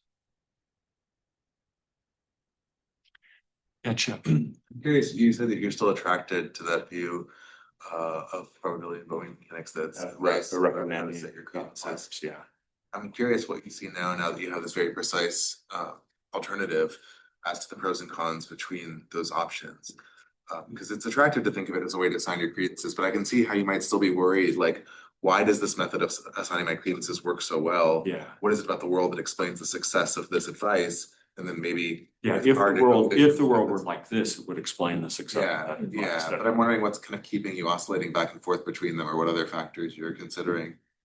Well, part of it is just my personality, right? The psychology of it. Those of you who know how I think about this kind of issue, I don't really like taking sides. I like to just map out the relationships between the options that we have on the table.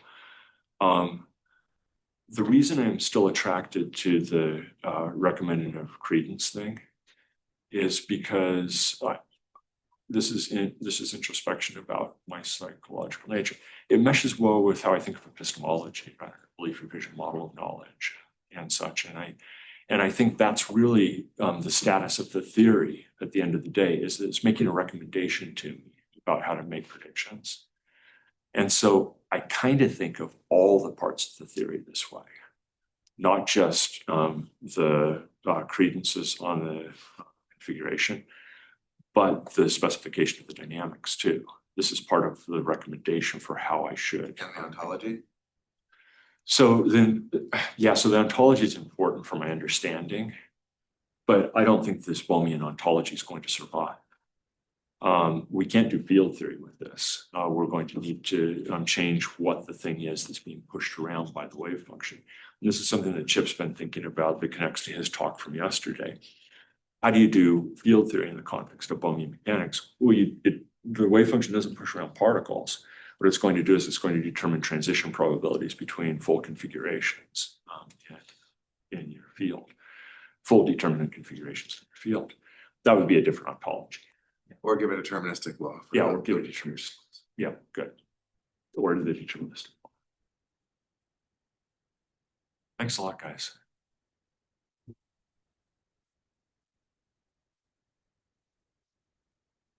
Note from the organizers before lunch, let's have a conference photo outside here in front of the on the stage.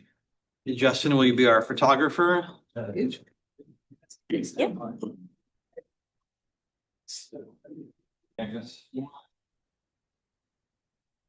Progress. I guess both, but if you don't need a causal explanation for the patterns. Right. You do need a causal explanation. Or Everything is working. Does this? Yeah. yeah, look. You need the one. configuration for events, yes. It's only another couple of minutes, so. Yeah, yeah. Make sure. We just have explained patterns already, and I tell you part of Okay, input variable Because- control. because those patterns are consistent with both of those causal models on forward and backward. Only one of them is right. So I want to know why that one and not the other one. Pattern doesn't get all. Can get the pattern of the arrow too. The pattern of arrows in the universe. Mhm. The path like. No, the arrows aren't in the equations. That's not part of the pattern. You can derive the path hypothesis part of the law, where you stipulate is a law. They just Oh, have the okay, good. Direction from the. That's a different explanation. Now we're talking about I call it boundary Yes, explanation, sure. or constraint explanation. Right. Those are all, I think those are also causal explanations in a different sense, in a very similar sense. Because I can imagine, well, what if that boundary were different? And I can Can you imagine, imagine different laws being different too, like dynamical laws being different? I can test different laws and see which one's right. Those are mathematical explanations. Laws deduce, entail the solution. So that's not criterion for causation. Right, So But boundaries. the boundary, but the boundary itself, why that boundary? Why the boundary there?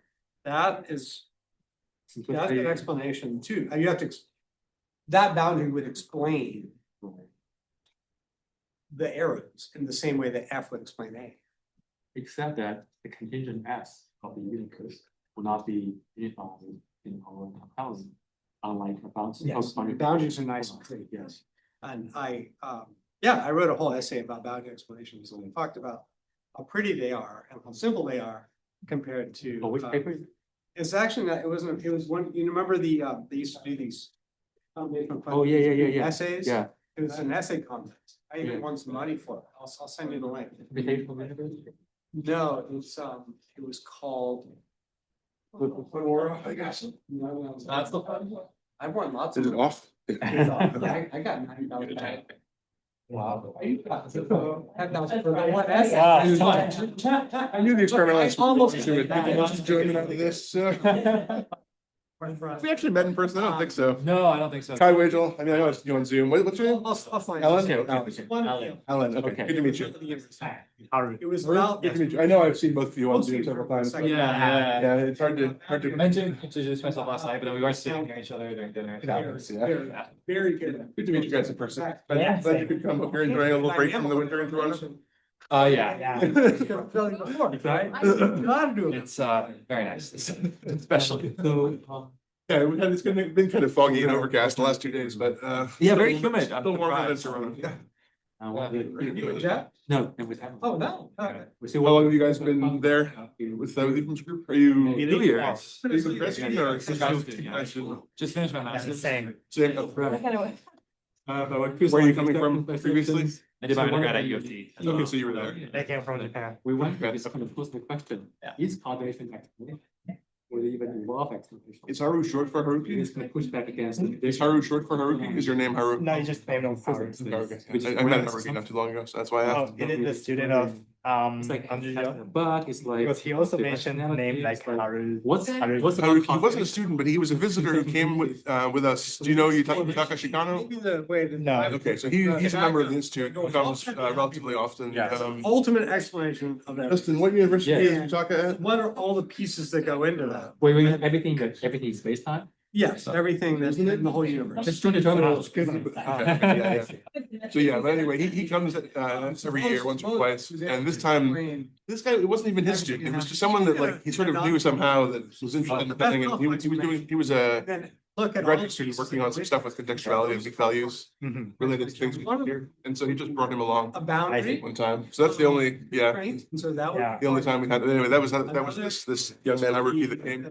Obsessed with baseball. He got to go see Shohei at the at Angel, or, yeah, at Angel Stadium. Yeah. Welcome back, everyone. I'm calling us back to order.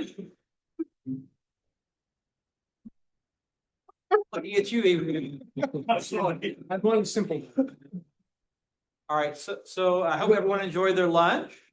So now we're gonna hear from the Toronto team about some of the works they're doing in their laboratory, both the things that have done recently, but also work that's planned. It's also related to the topic of this workshop, so. Hello, everyone. I'm Alan. And I'm Haru. And we're from the Toronto Quantum Optics and Cold Atoms group. So, okay, there's a delay. Okay.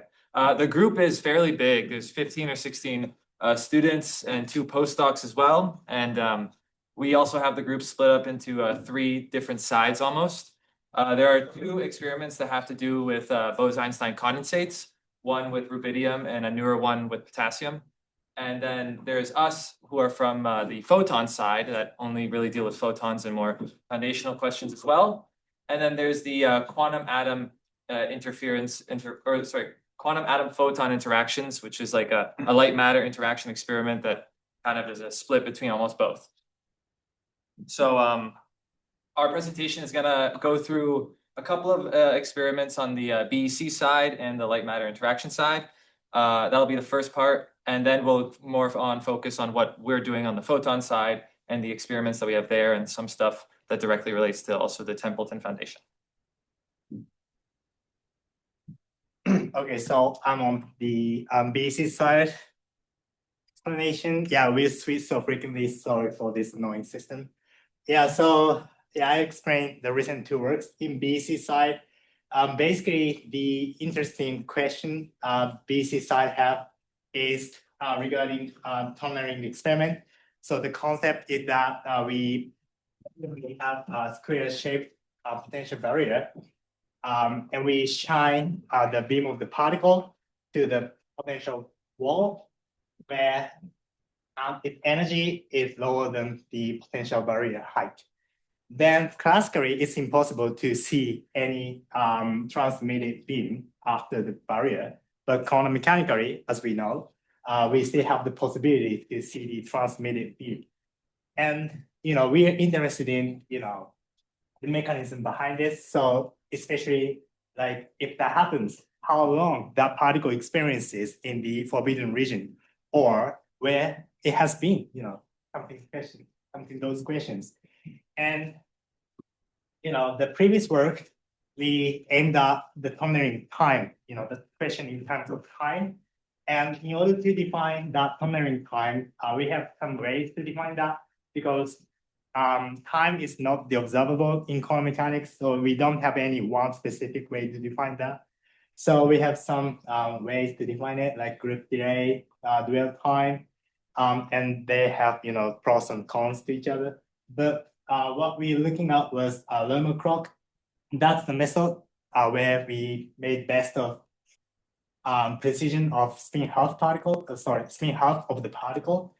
And so if we apply to the magnetic field at the same region of the forbidden region, then we shine the beam with x direction spin half. Then it proceeds along with this the direction of this beam. Oops. Sorry. Yeah, and basically that preceded angle is proportional to the time that experience, that the particle experiences in the forbidden region. So if we can detect that theta, we can convert that into the time we're interested in. That's the concept of lemma clock. And the experimental work has been done in 2020. And the theoretical work behind this was done more than 30 years ago by our professor. Yeah, that's the previous work, but the recent one is now the question is not about time, but the region.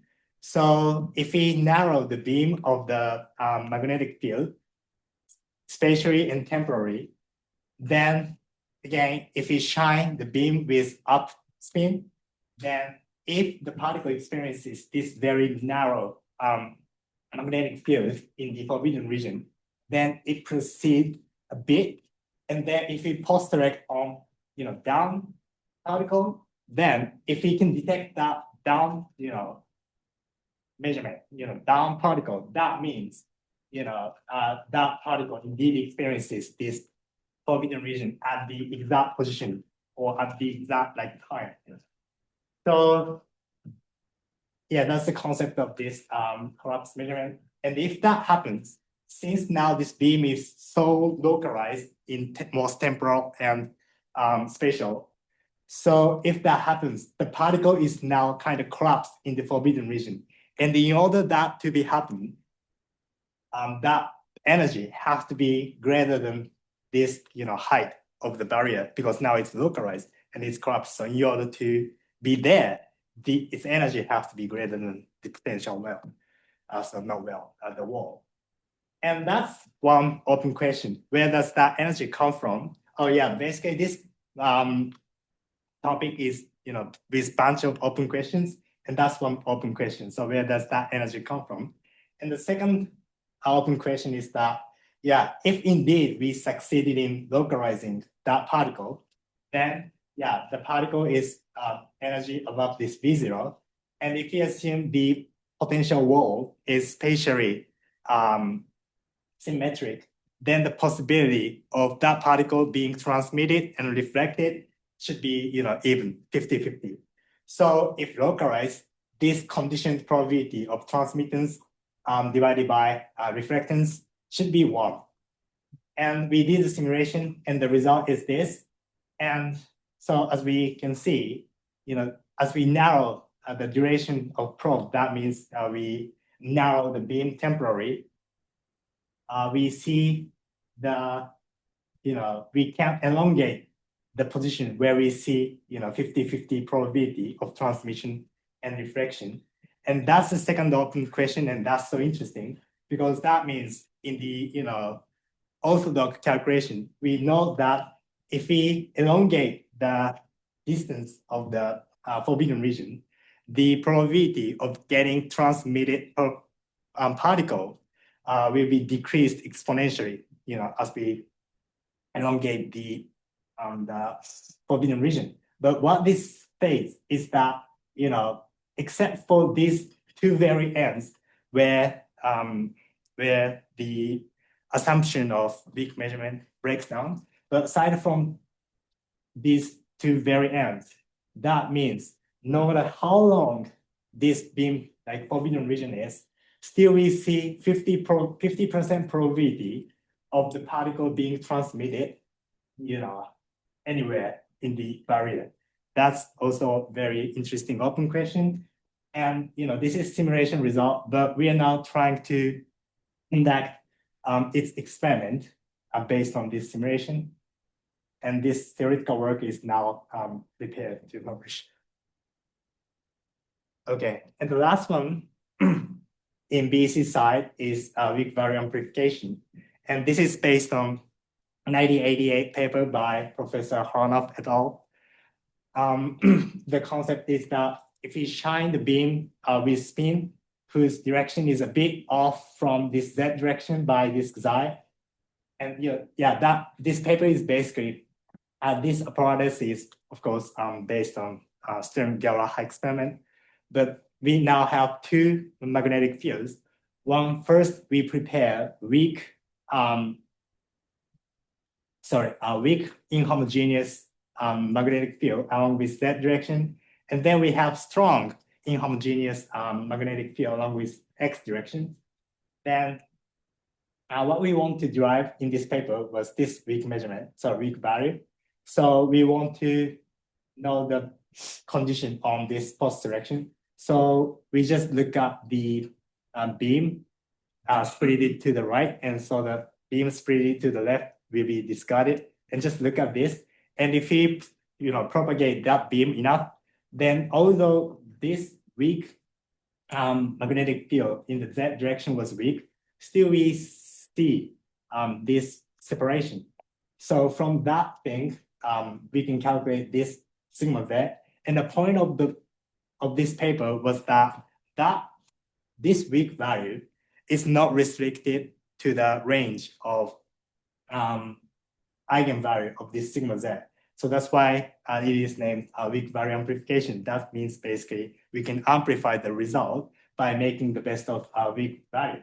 And we did the almost the same scenario using rubidium BEC system. And I don't think we have time to explain everything on the bottom left, but we did the same thing, and this is the result.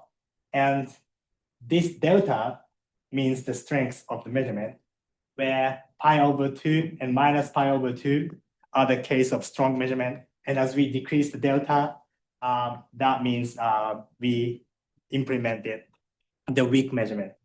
So this shows that as we make the measurement weak, we can increase the absolute value of this position shift.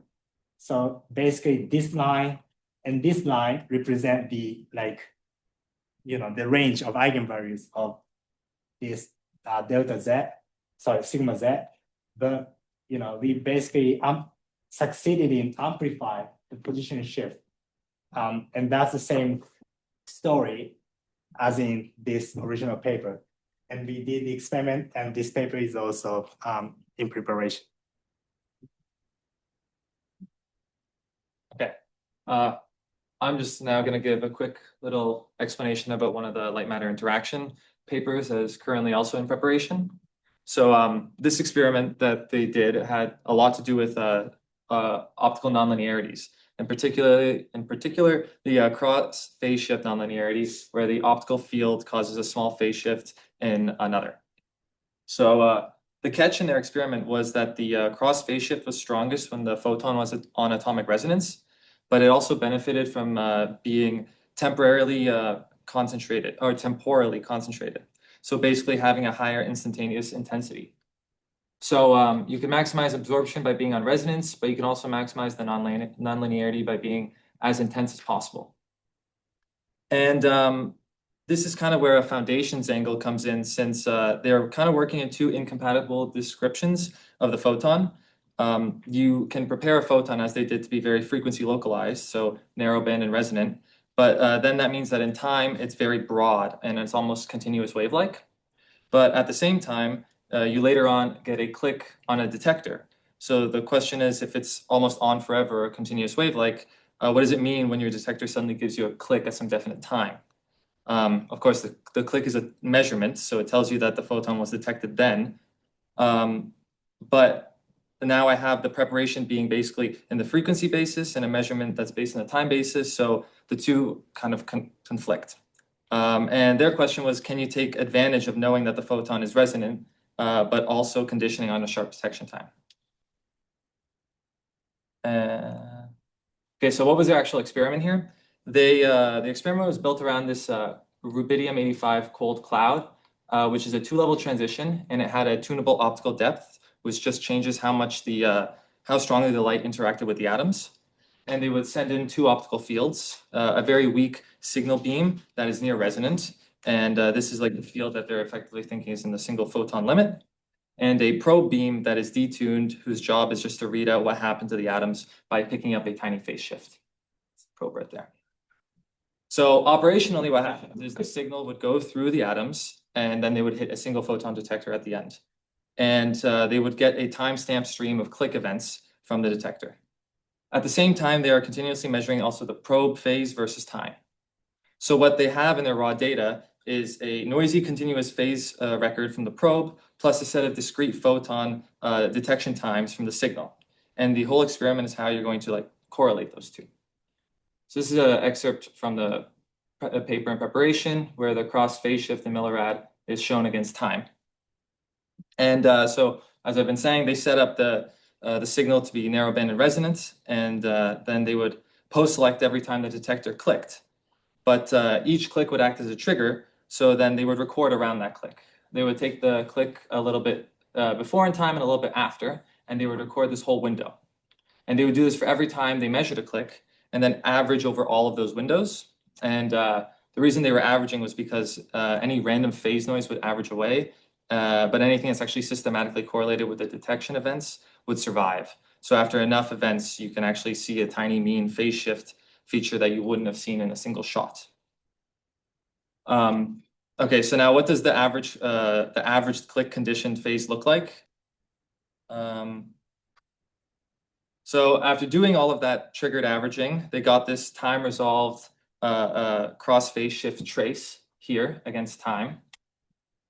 And we see that there's this small phase feature in the probe centered around the detection time. And there are two actual key observations here. One is that it's localized around the detection time.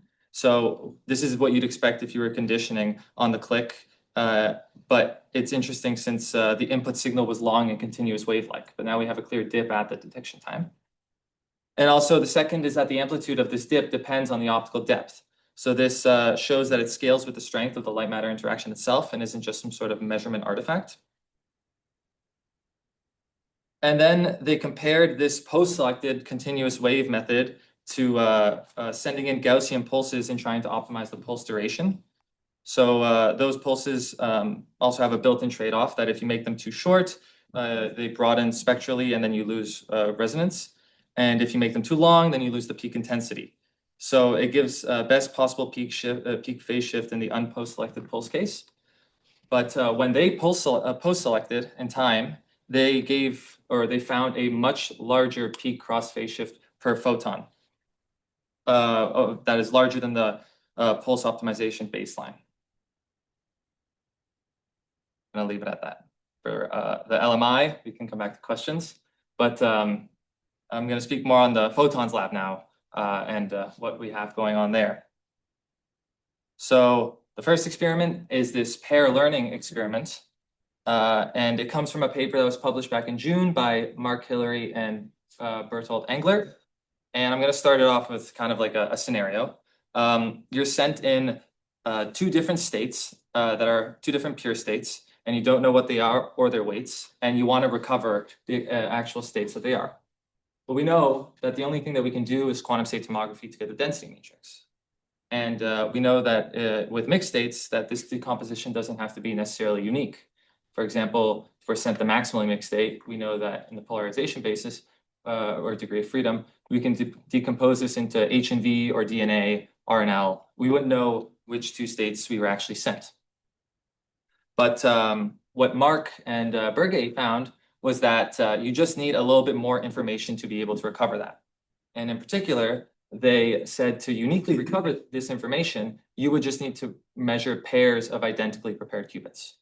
So now instead of just getting single photons and you're only told it's either this one or that one, you're sent a pair, and that pair is both are either psi 0 or both are either psi 1. And that extra information gives you enough to actually find out the exact states and their probabilities. So I'm going to run through a bit of a qualitative description of their math here, just to kind of show you what's happening actually on the Poincare or Bloch sphere. So let's say we have some uneven mixture of psi 0 and psi 1. What they say in the paper is you would begin by drawing a line between A and B, or psi 0 and psi 1 on the Poincare sphere. And then you have two pieces of information that you can get with the pairing. You can get your mean Bloch vector here, which is this little blue vector that is skewed to whichever state is more probable. In this case, it's A. And then this correlation matrix, which comes from the pairing information, the photon-photon correlations. Furthermore, they now say find the midpoint, this little green triangle here. Now, of course, you can express this in terms of A and B themselves, but you can also express it in terms of this C and S and label this S prime. And now, through a little bit of algebra, they say that all you need to do is calculate the offset between the midpoint and the average block vector. And that alone will give you enough information, knowing also that the midpoint can be described like this, and that the probabilities have to add up to 1, to find a unique expression for both A and B, and similarly an expression for their probabilities. And then now you can fully reconstruct the ensemble. So in these equations here, we see that we really just need to measure what S and S prime are, which depends on C. So that just comes from our, those would be the only two variables we're looking for in our measurements. And Ephraim wanted us to employ this experimentally, but he also thought of a clever trick in how we will do the pairing.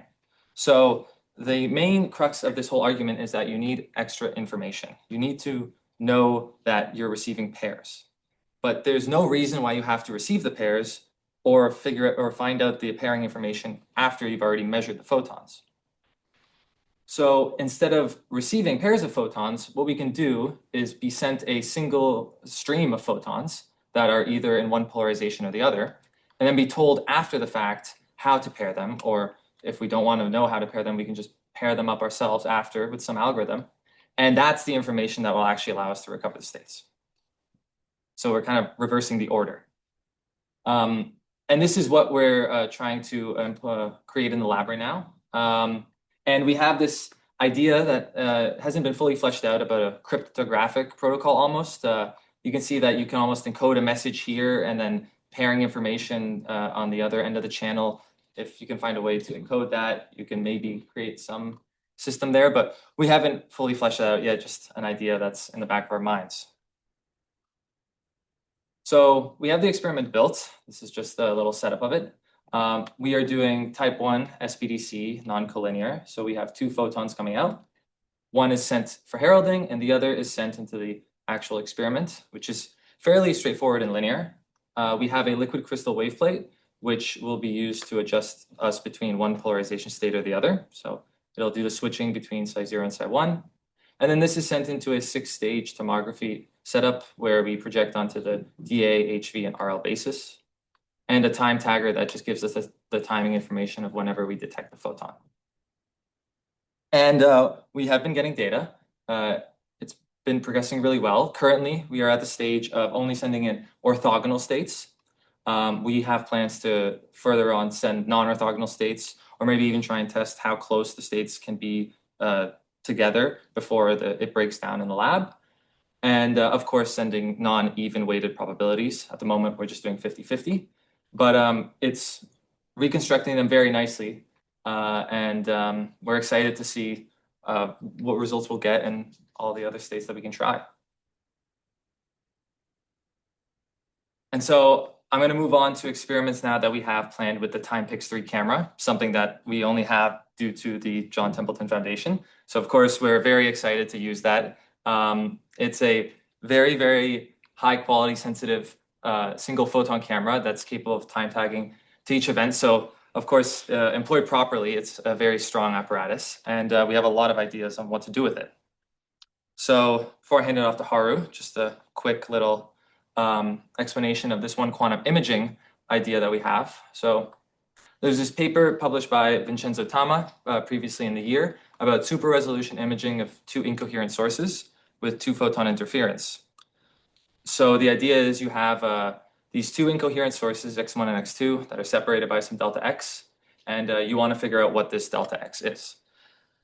Now how you would do this is you would interfere them at a beam splitter with some reference photon x naught that you know. And of course, with the Hongo-Mandel effect, these will either bunch, so they would both go to either C2 or C1, and you would get 1 click, or you would get coincidence clicks.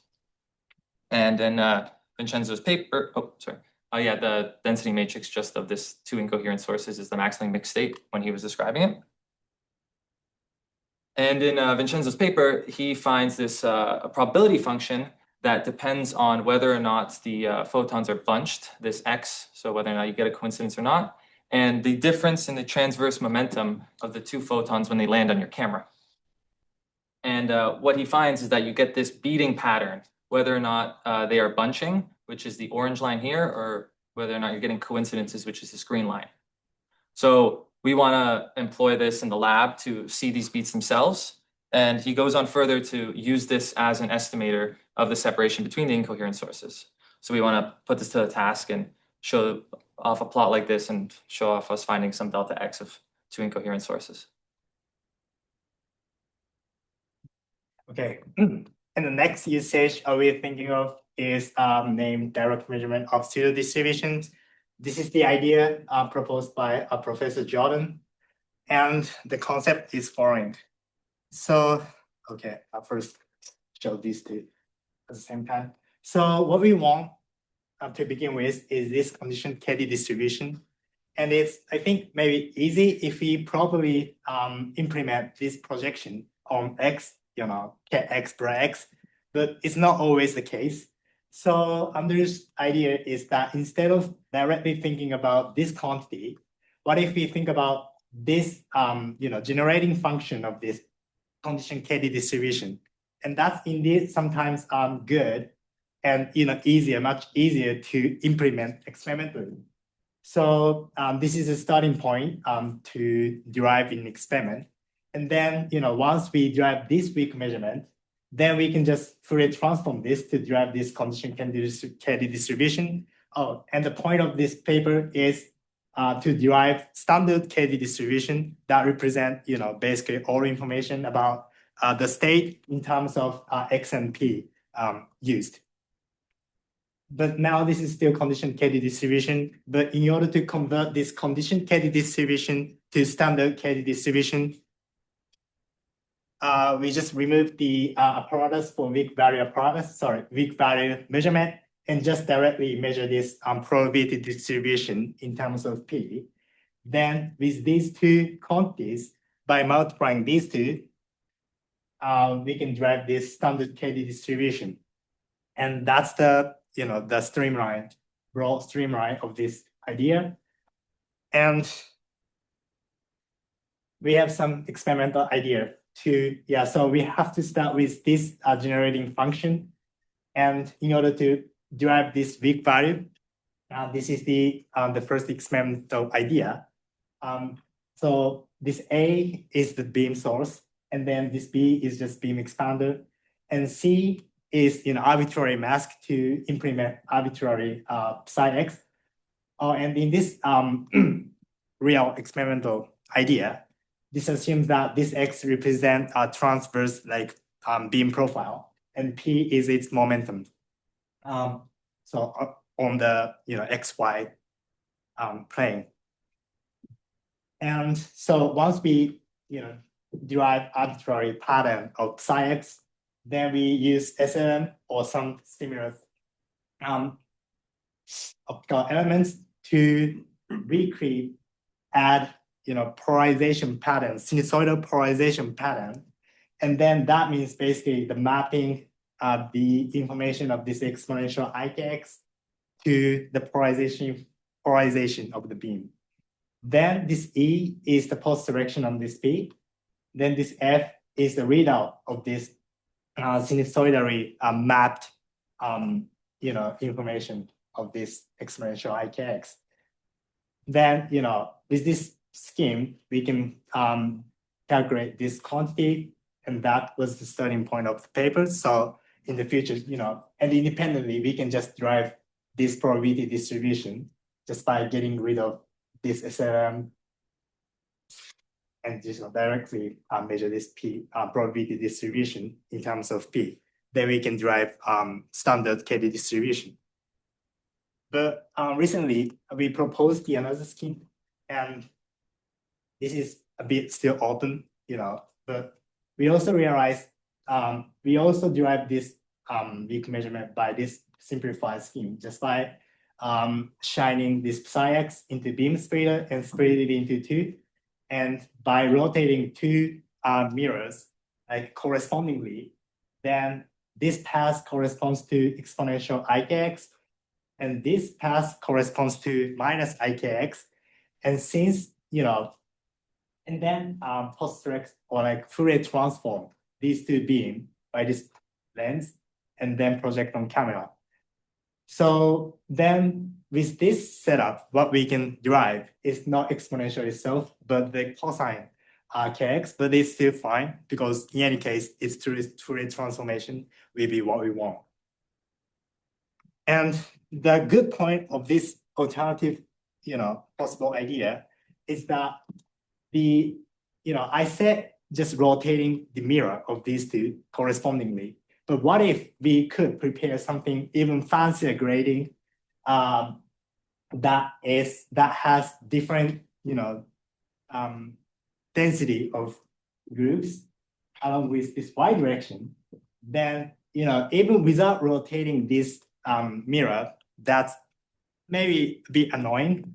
But with this mirror, we even don't necessarily have to scan along with this K. Oh, and sorry, I forgot to say one thing. So with this scheme, so now we have the camera. So all post direction on this P can be done in one.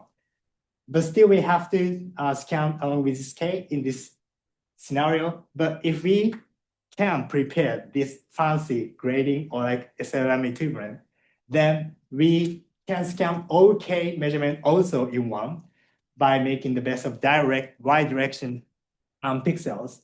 So basically just really one scan, we can drive this generating function.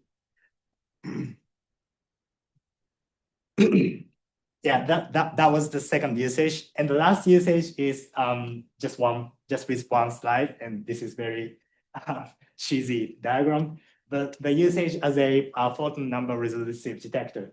So the concept is very simple. So now we have the spatial degree of freedom. So even if the pulse has, more than one photon on average, if we use the lens and expand spatially, then we can make it like a bit less intense spatially, and we can make the intensity, with n equals 1 for each pixel. Then, of course, we need to think in detail, what exactly the quantum efficiency of each pixel is, if you really want to use this as a photon number resolutive detector. But conceptually, with this camera, we are thinking of, of the possibility to use this as a PNR detector. And in the next topic, I will explain direct measurement experiment and in which this usage may be helpful. Okay, so then the next topic is, again, the direct measurement of wave function of a field quadrature. This is inspired by Jeff Lundin's direct measurement experiment 15 years ago. But the difference between them is that, Jeff Lundin's idea was the direct measurement in terms of transverse beam profile. So X means just real spatial X. But we want to follow the same similar scenario for field quadrature. So let's recap the standard tomography method for quantum states of the EM field. The answer is homodyne detection. So the homodyne detection works as follows. So we basically shine the signal in test and also shine in the strong local oscillator. Local oscillator is basically just like coherent state. And then thanks to the calculation of quantum mechanics, we knew that the subtraction of these photocurrents and its average is, is the same as the the average is the same as the average. I don't think average is the correct word, but that distribution of this minus subtraction of this photocurrent is the same as the distribution along with this Wigner function on this line, where this theta is basically determined by the phase of this local oscillator. So just by measuring several times of this subtraction, we can reconstruct this like probability distribution along with this R. And then by scanning this theta, we can basically reconstruct all 2D information of the wave function. That was the recap of homodyne detection, and that corresponds to the strong measurement of field quadrature. And these are just examples of Wegener function. Okay, then I also recap briefly Jeff Lundin's method. So what Jeff Lundin did is not strong measurement, but like using the weak measurement, they realized direct measurement. So they had a sliver, small sliver that adds small polarization change on the beam at this exact transverse position X. And then that means basically that realized this weak like projection on X. And then like it's similar to the previous scheme we've seen, but we put fluid transformation lens and then put slit. So basically by putting this slit, basically we post-select only the case where P equals 0. So, and then this part is the readout of weak measurement of this X, mapped on the polarization. So with this setup, we could calculate this, and this is this by quantum mechanics. And now since P is set to be 0, this part and this part is just constant. So that's why this weak value is proportional to the wave function of this transverse like beam profile itself. That was the concept of Jeff Lundin's et al.'s method. And again, what we want to realize now is its field quadrature counterpart. So this is what Jeff Lundin observed. But now we want to not like real position X, but like X is this and P equals this, like so field quadrature this time. And the difficulty is this time we don't know how to measure this projection weakly. But because now we don't have any like sliver counterpart for this homodyne detection, or at least we haven't came up with yet. But so instead we just weakly measure one quadrature, this time P whole, not like just one specific projection, but overall P, then post-select on the other field quadrature, this time X. I think these two are swapped from the this case. But then what we derive is, since this is no longer like projection, not this psi X themselves or psi P themselves, but this a bit like less direct quantity, that's like basically the derivative of log of psi X. So yeah, we can derive this quantity kind of directly, but this is not psi X itself. So this is less direct, but still we think it's interesting. So, Domain momentum. oh, sorry, I didn't know that. Thank you. Okay, and the experimental idea is this. So yeah, so basically, in order to realize both weak homodyne measurement and strong homodyne measurement, we just naively cascade to homodyne detection, and we prepare two local oscillators, one weak and one strong, and by making the polarization of these two diagonal to each other, and by using PBS for the second homodyne detection, this quantity D0 minus D1 plus D2 D3, and this quantity D0 D plus D1 minus D2 minus D3 correspond to weak measurement and strong measurement respectively. And these two will be used in the next more like theoretical calculation. But anyway, so aside from the detailed calculation later on, so we want this, we already have programs.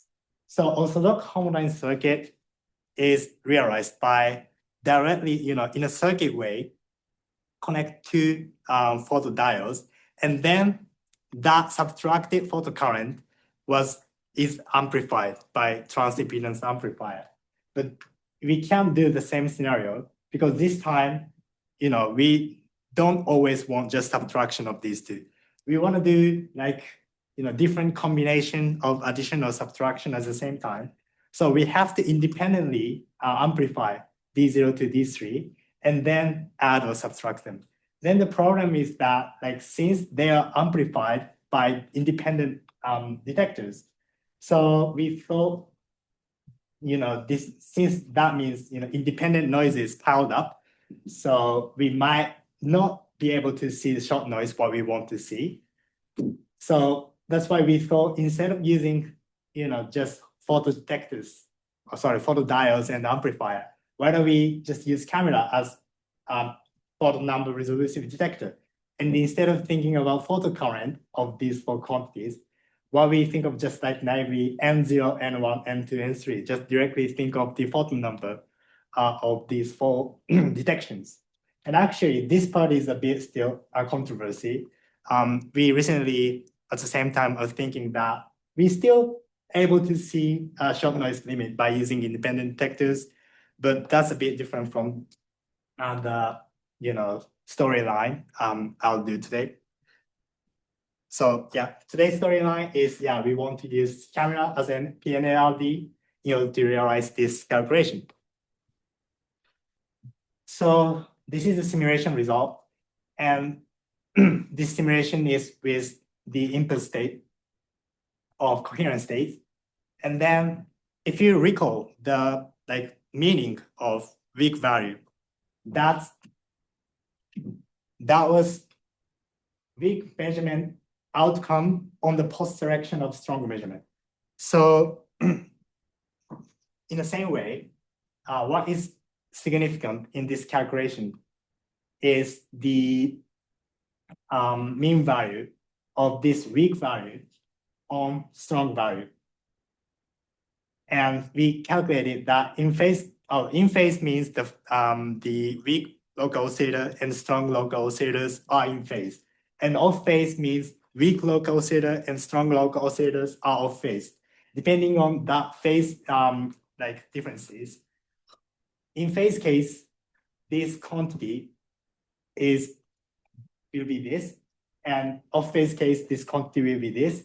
And as we can see, this x0 and xp is the real part or imaginary part of this alpha. So this is in phase case simulation. But if we can derive this line, then by looking at the interception of this line, we can read out this x0 directly. And that's what we are thinking of. But we still have problems. So this simulation assumes we have 100 photon number resolution, and that's of course far unrealistic.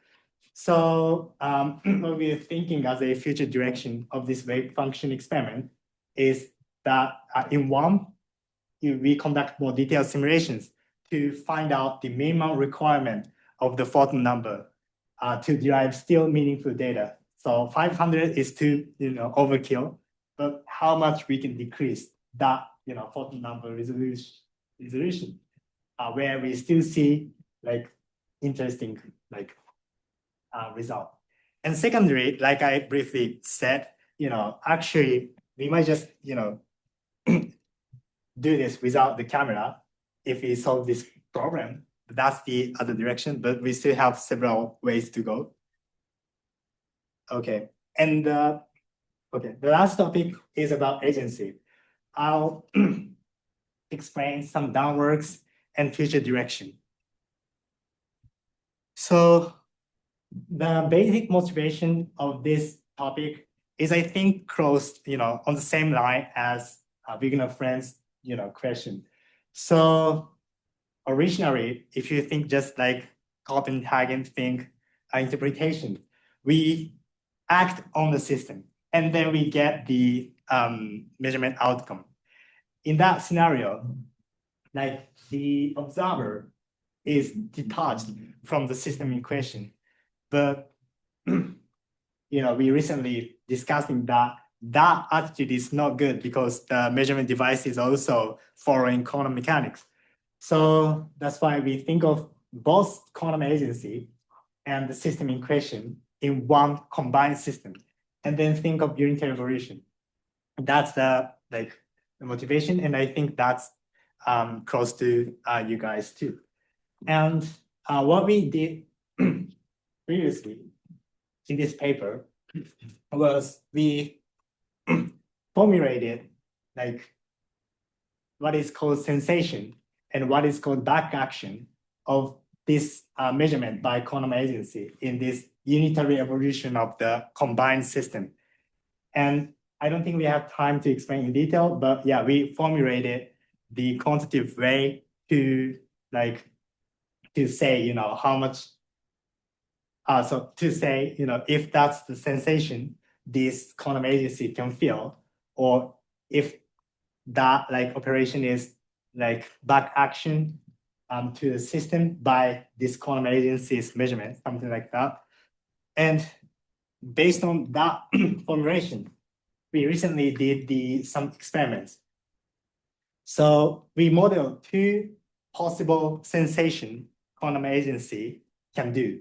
One is UCR. CR stands for controlled rotation. It's more like, similar to a traditional quantum measurement. So we just utilize one direction, this time Z, and depending on the system state, we rotate if this state is 1, then rotate along with -5. And if the state is in 0, we rotate along with Z to 5, and then measure how this memory state changed at the end. In so doing, we can somehow derive the information on this system state. This is UCR that based on more traditional way to think quantum measurement. But we also modeled USL. SL stands for swap-like operation. So this means if quantum agency is quantum agency, then we also think of sensation in which by making the best of swap operation, this quantum agency can obtain all information just by swap this state. But of course, that means that break everything in system state. So we model that kind of sensation as well by this idea, by this quantum circuit. This means, so if this halfway plate, condition halfway plate is identity, then this means complete swap, because then we have two control nodes that act as nothing. So then this is just swap operation. That's kind of perfect observation of this model. And if this halfway plate is X, then this acts as nothing, because now we have three control nodes that act also as swap operation. So swap will be the original. So this theta is kind of the parameter of the strength of this swap-like operation. So we model these two different types of sensation. And we build this optical setup and derive measure information of this state, system states, and the possible measurement apparatus. And as we've seen, this case is kind of obvious, but since we assume that operation is along with Z direction, only if we measure this sigma Z, we get information as we increase the measurement strength. But this case, this is again kind of straightforward. But since this is a swap, this time as we increase the interaction strength that corresponds to theta, for all X, Y, Z, measurement, we can increase the amount of information. And we experimentally confirm this. We further define this quantity too, which is the max value, or acquired information, which is defined by the maximum value of that mutual information for for arbitrary possible measurement like basis. So in that scenario, as we increase the interaction strengths, for the CR case, the greatest amount of acquired information is 1, but this SL case, the acquired information was doubled. And again, yeah, this is, since this is a swap and this is just rotation along with one direction, this is, in some sense, easy to understand. But yeah, we experimentally derive this, and the point is we indeed confirm this result experimentally. And the future direction of this agency project is that we're trying to think about 2 quantum agents and their interaction, either directly or through this system. So as of now, we just think of one agency and its information or like by sensation, by the interaction of this, by the interaction between this agency and system. But if we increase the, if we increase quantum agents, depending on the sensation model, how information transfer changes. That's the question of the future direction. And also recently we are interested in some theoretical works by, this is one of them, by a lot of big names. But we simulate the gambling scenario, research already theoretically recently, and we realized, again, in the same way as we did previously, we want to realize, the same scenario by optical setups and see, any like real world like results. That's the future direction. Okay, so that's all. Thank you.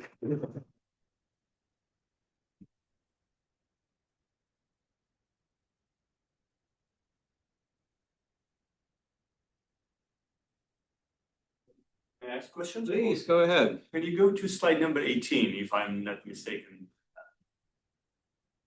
While you're doing that, I just want to tell you, also, we have done the experiment of with Vincenzo on the Hongu mandal and combining it with the experiment of time-fixed camera. Yes. We have done that several months ago. Was it with incoherent sources?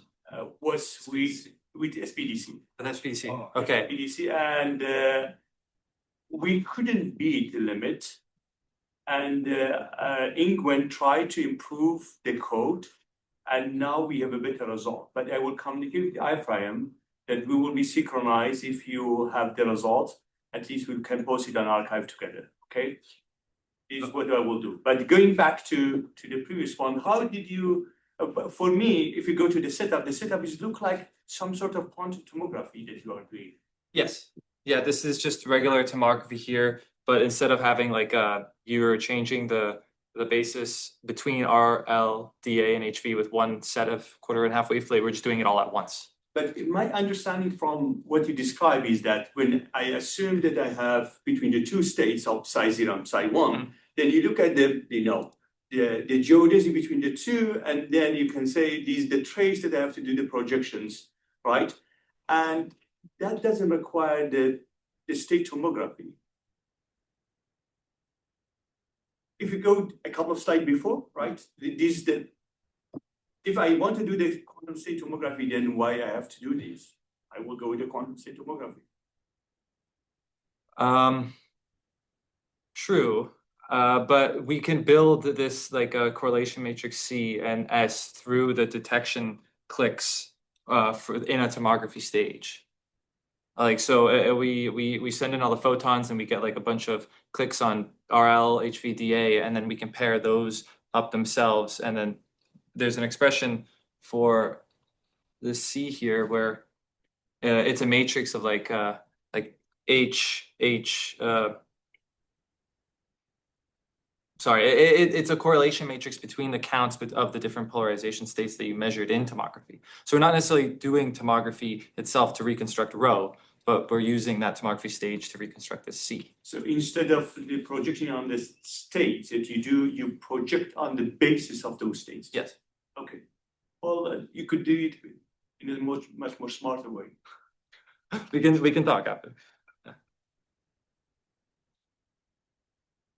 Yes. So I wanted to ask a question. Okay, so first of all, you've given us an avalanche of I understand, yes, ideas yes. and experiments, and I love it. And so we could probably take another hour poking through all this, but let's start with this one. So the motivation for this was to say I have a mixed state, Mhm. and ordinarily I cannot distinguish the right decompositions. If it's like, this HV decomposition or the DA composition, and you say, like, there's this other scheme where we can kind of get around that by adding this extra photon. Yeah. Well, I claim this is a cheat. Because it's a cheat, because what you're not doing when you add an extra photon is you should write down a mixed state of the two photons, right? But you're not doing that. You're saying I have a mixed state of using two photons of the one photon, and then I can then distinguish that. But if I tried to do what you're doing here with a mixed state of the two photons, I don't think you could do that, because then you're breaking quantum mechanics. So if I write down a mixed state of the two photon state, then you still couldn't figure out if it's the decomposition of the two photon state. Is that fair, or am I? I believe in the paper they do write it down like this as a mixed state of the two photons themselves. You have the additional information that they're identical. Yes, and that they're identical too. They have to be identical. It wouldn't work if we had like a size 0, size 1 here. It has to be both the same. Here, size 0 is just what, 0? What is size 0 and size 1 defined as here? We're working in the polarization degree of freedom, so there's some polarization state. So this would be like H, right? Yes, H, and then like V. The goal is to find what size 0 and size 1 are and define what the weights are. Oh, Ephraim is saying something. Yes. That's exactly the point. Yes, given the promise that rho is a mixture of two product states, A and B, the decomposition is unique for the two photon mixed state. You say that again? That's exactly the point. Yes, given the promise that rho 2, so the two photon density matrix is a mixture of two product states, A and B, the decomposition is unique for the two photon mixed state.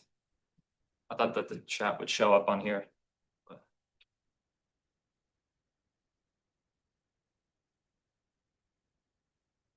So there's like some entangled states that have the same density matrix, but if you know already that this is a product state, that's what allows you to single it out. Is that kind of the idea?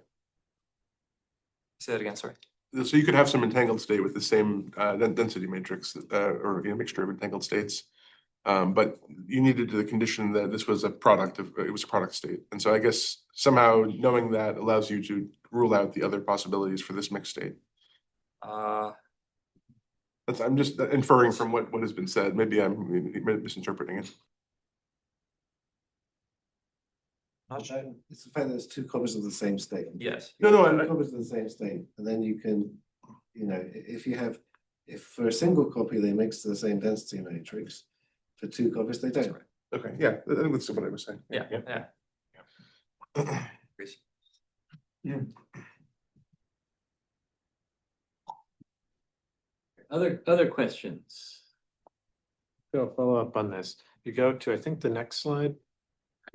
You're pointing out two different ways of doing this. One with kind of pairs directly, and one with sequences, so where you're doing it all in post. Yes, so what we're doing is instead of actually getting like a pair of HH, we're just sending in a stream where we, with this crystal wave plate, liquid crystal wave plate, we change the polarization. So we make a stream of like HHV, VHV, and then afterwards we do the pairing. Right, but the point Andrew's making is that for this sequential scheme, if you didn't know which pairs were matched on the input in order to do that post, you wouldn't be able to do this. It's only by using the extra information of knowing which pairs match on the input that you're able to do this. Yeah. So And that is the key, is having that extra information about which pairs are matched to each other. Yes. Even if you don't know what the state of each thing is, you know that these two match. Yeah, you don't want to know, like the idea is that you don't know the state. You just say these two are a pair, those two are a pair. Not that these two are H and they're a pair. Or these two are. This is psi one, this is psi zero. Exactly. And I know those match, yeah. If I'm saying nothing. If was pointing out the cryptographic use, right? So maybe you, Alice and Bob know the key. Yeah, this is but good. The eavesdropper doesn't know Which pairs? pairing. Exactly. Get to the information. Yeah, that's a really good point. Does everyone get the cryptography thing? So just to fill it in for everyone else, the point is you need this extra information, otherwise you break quantum mechanics, right? Yes. And so, and the point is just to complete the logical steps. Because you need this extra information to make this work, you could use that cryptographically. Yeah. So you could use the fact that knowing which photon pairs with which photon is your, in some sense, your hidden key. Sorry, just finishing the circle. I think I missed something. It was one of the earlier ones about the beam, I think maybe the first one. Getting a 50-50 reflection transmission if you collapse the wave in the middle of the barrier. Oh, yes, that's Okay, so the BC. let me, Math. let's see if I have this right. So if pulse experiences some collapse event in the middle of the barrier, then all of a sudden it will now have an energy higher than the barrier. Yes, that's what I said. And then at that point, given that that happens, you're saying half the time it will then just proceed through? Yes. No Because matter now, where in there it happens. sorry? No matter where it happens in the middle of the barrier. Yes. That's what I said, because, if we succeed in localized particle, then let's say this position is slightly close to the entry, then now particle is here, then the likeliness of that particle going to this direction or that direction will be the same, because now the potential is expected to be the symmetry. Okay, but there's another probability there, that what's the probability that it's gonna get far enough to be localized in the first place? So you're saying conditional on the collapse, that's the probability, but the total probability is not 50-50, right? Oh, that's actually true. Yeah, actually, yeah, in this plot, we also have the another plot, up this plot, where that means for the same key, we see the different probability, this probability ratio, where this key is not that localized. Then, like you said, yeah, of course. So the probability of getting localized particle near the end is less. Wait. Oh yeah, less than the probability corresponding to the corresponding probability that's near to the entry. So I think it might be a good point. I think if we combine not only this probability but also that probability. Oh yes, and he from also said yeah, all correct. So Did he have points he was adding or? I think they're delayed. Okay. No. Okay. 2-point delay. Yeah, because, so I mean, tell me if I'm misunderstanding this. It seems like all that's happening here is when you find the thing, it's now got, you've localized a pulse that's now got enough energy to be on top of that barrier. Okay, here are points. Oh, here are the points. Yeah. And it's just as long as the state you've collapsed there is a zero momentum state, then it's going to just spread out and you've got an equal chance of finding on either side. It shouldn't really matter where it was when that happened, right? Sounds great to me. So I mean, the 50-50 doesn't surprise me in this case. That seems like exactly what you'd expect. Ephraim's point one is, while this is true, you could have an arbitrarily long barrier and low transmission. But if you probe in the first exponential decay region, you could raise the transmission high. Oh, that's sure. Because you're giving it the energy to go over, right? Yes. Yeah. 2. But in the end, our goal isn't just to increase transmission probability through observation, as cool as that would be, but to probe what it means to collapse a particle. This plot shows that there's a certain critical time, a previously unknown timescale for tunneling. Good. Excellent. And so on this right plot, the probe position XP Is that the center of your little window there, the blue shaded window? Is that what? Yes, this center is the center of this yeah, barrier.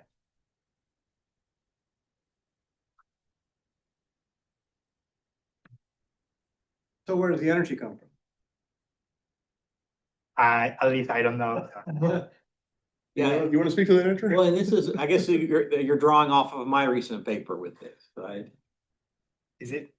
Presumably. Maybe, oh yeah. I think it's true. Yeah, the latest paper is under construction together with you. I think so. But yeah, again, I'm a bit like this is not my field actually, so I'm not sure how BC side goes with this story in detail. But yeah. I think the correct answer, Andrew, is Ephraim's been measuring inside barriers since before everyone was born in this room. Been thinking about this tunneling time. Wow. More. Well, simple answer would be energy comes from time dependence of probe, but only for a delocalized probe is the critical timescale just h bar over energy deficit. Localized probes, it's more complicated and don't really know where this timescale comes from. It's position dependent.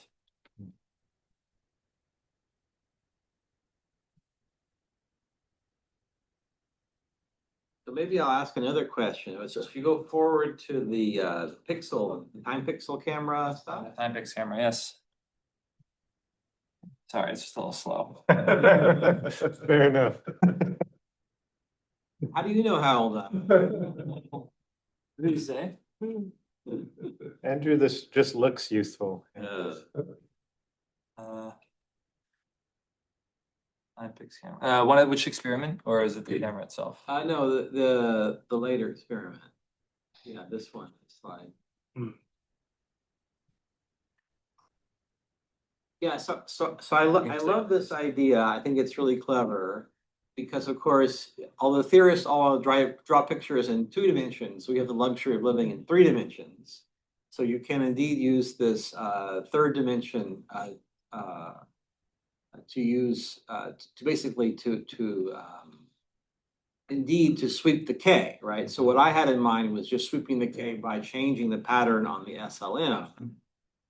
But you could imagine, indeed, going into the 3rd dimension, you could put somehow a chirp, right? You could chirp this signal in the Y direction to alter, be able to use that 3rd dimension to get everything at once, right? So you could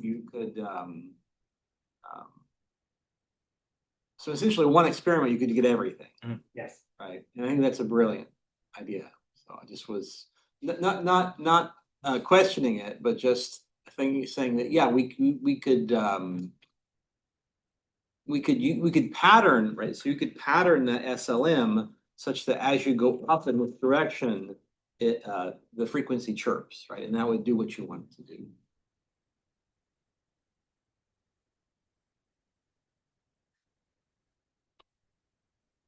Yeah, so but I think this goes easier said than done if you really want to make it, in an experimental setup. So, but yeah, at least conceptually, this is we have.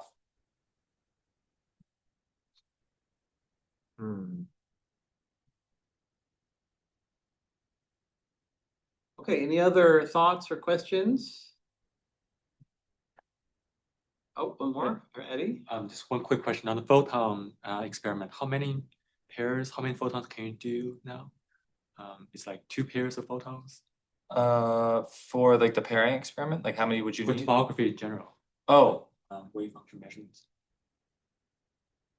We have 300,000 photon per second. If you just count single photons, and for the double, that will be in general like the 10, SPXC source. 10K. Right, but how many can be entangled in one experiment? There's 2 particle entanglement, 3 particle entanglement. 2 particle entanglement for what we know, because we just have a single SPDC source. Would it be very difficult to have 3 or 4? To cascade. Yeah, you would have to cascade or do, I guess, CNOT gates afterwards, which could be employed, but yeah. So right now, it's most feasible to do like 2 photon. But the two photon, setup, technically we can realize for entanglement if you just R or 3. If you use one photon as a heralding. Yeah. And but we usually just use 2 photons case. 2 photon case, yeah. Ephraim has a comment. Yeah, Ethan does have a comment. I noticed that. Yeah. We have done double pairs too, of course. We have done up to 4. 4. Yeah. So 4 is kind of still possible and feasible. Possible, yes. I don't think I was there when they did 4, so I don't know how feasible. I see. But yeah, it can be done. What's your SPC? Yeah, SPCD or SPDC? yeah, that efficiency, is it like 10 to the minus 6 or so? Power generation efficiency? I'm blanking on the number. Because that kind of sets the limit on your cascade efficiency. Yes. So per crystal, it's something like 10 to the minus 6 factor. Yeah, we have a 2 millimeter long crystal, I believe. So I can get back to you. I can let you know on that number. Sorry.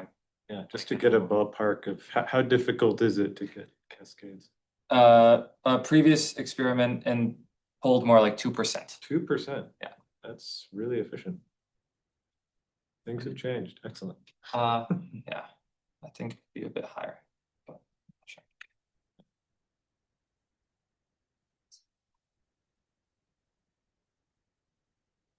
Okay, any other questions? If not, let's thank our team again.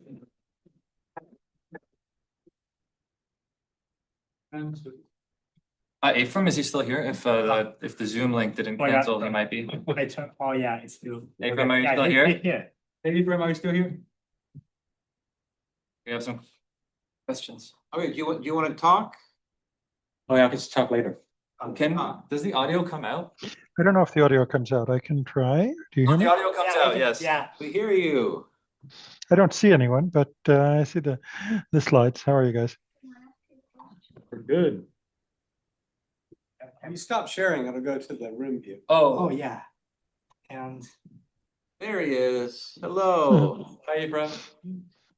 Hey guys, nice talk. no. And hi everyone, although I see myself rather than you, but I'm imagining people in the audience. Nice to be seen. You see yourself in the room, right?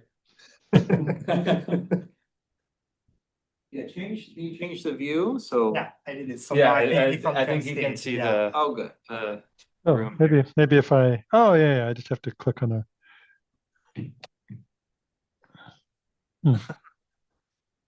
Where's the camera? That's it. Oh. Any questions? Oh no. Oh, it's fun. Okay. Yeah, Zoom is funny that way. One of the cameras has you guys, but unless you make lots of noise, it'll refuse to make that the primary display.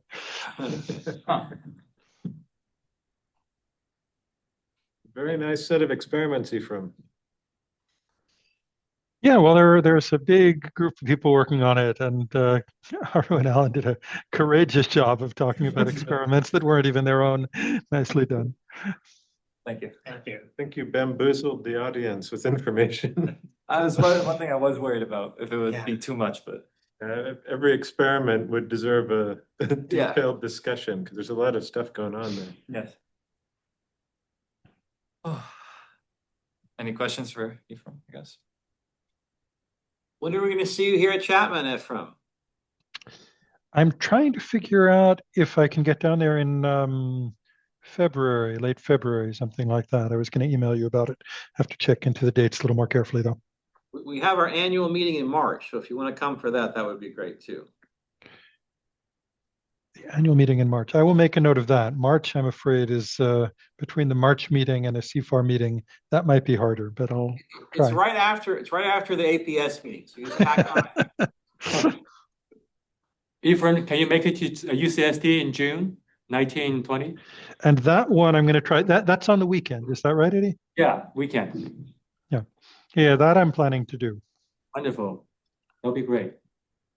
We're thinking about maybe making that workshop focus on quantum learning and quantum foundations. So I think that in philosophy of physics, we don't have a lot of discussions of tomography and learning and discovery of quantum states. And all the experiments you do are really exciting. I think it would be good to introduce to philosophers and have some chat. Actually, I'm going to maybe meet with Robert Huang later this week and to talk about, some of the new stuff they're doing on shadows. Yeah, certainly one of the right people to talk to, and you've got him nearby, so perfect. Yeah, it'd be great if you can come to UCSD in June. Yep, I'm definitely planning to. Actually, I'm going to Toronto in February. If you're around at UFT giving a talk. So, When exactly? You'll have to. the second week of February. I'll have to check. If that matches our break, then that's probably exactly the week that I'm trying to figure out if I can get down to Chapman. But one way or another, you should definitely make time and visit us or them or someone at Toronto. That's good. You're coming to the philosophy department or to IPSHIT or? Yeah. Cool. Okay, then, why don't we have our coffee break now, and we'll come back just for a wrap up at 4, and then we'll go on and have a cocktail at 5:30. So that's the rest of the meeting. All right, I'll be raising a local glass in your honor, but nice to see you guys a little bit anyway. Enjoy the rest of your meeting. Thank you, Ephraim. Thank you, Ephraim. Bye-bye. Both parts. 2 degrees freedom, right? Full of polarization. How many degrees? Hey, You can encode. I got a paper here. Do you mind if I ask you a couple questions about it? So, and are you still good to meet for just framing tomorrow maybe? Okay. Anytime really. I'm on an uncharacteristically early sleeping. Oh yeah, now we're thinking about 2 I particles. can do whenever. Yeah. Each particle has 2 degrees freedom. 2 degrees freedom. Okay. Would be really nice. Okay. Okay, I didn't know. I'm thinking about the polarization. Coming in different view with the Yeah. Suppose should we think of it as only 2 parts? Freedom what is the positive dimension? Yeah, so for the case of 2 photons, if you think of polarization degree of freedom, the amount of degree of freedom, so the amount of phase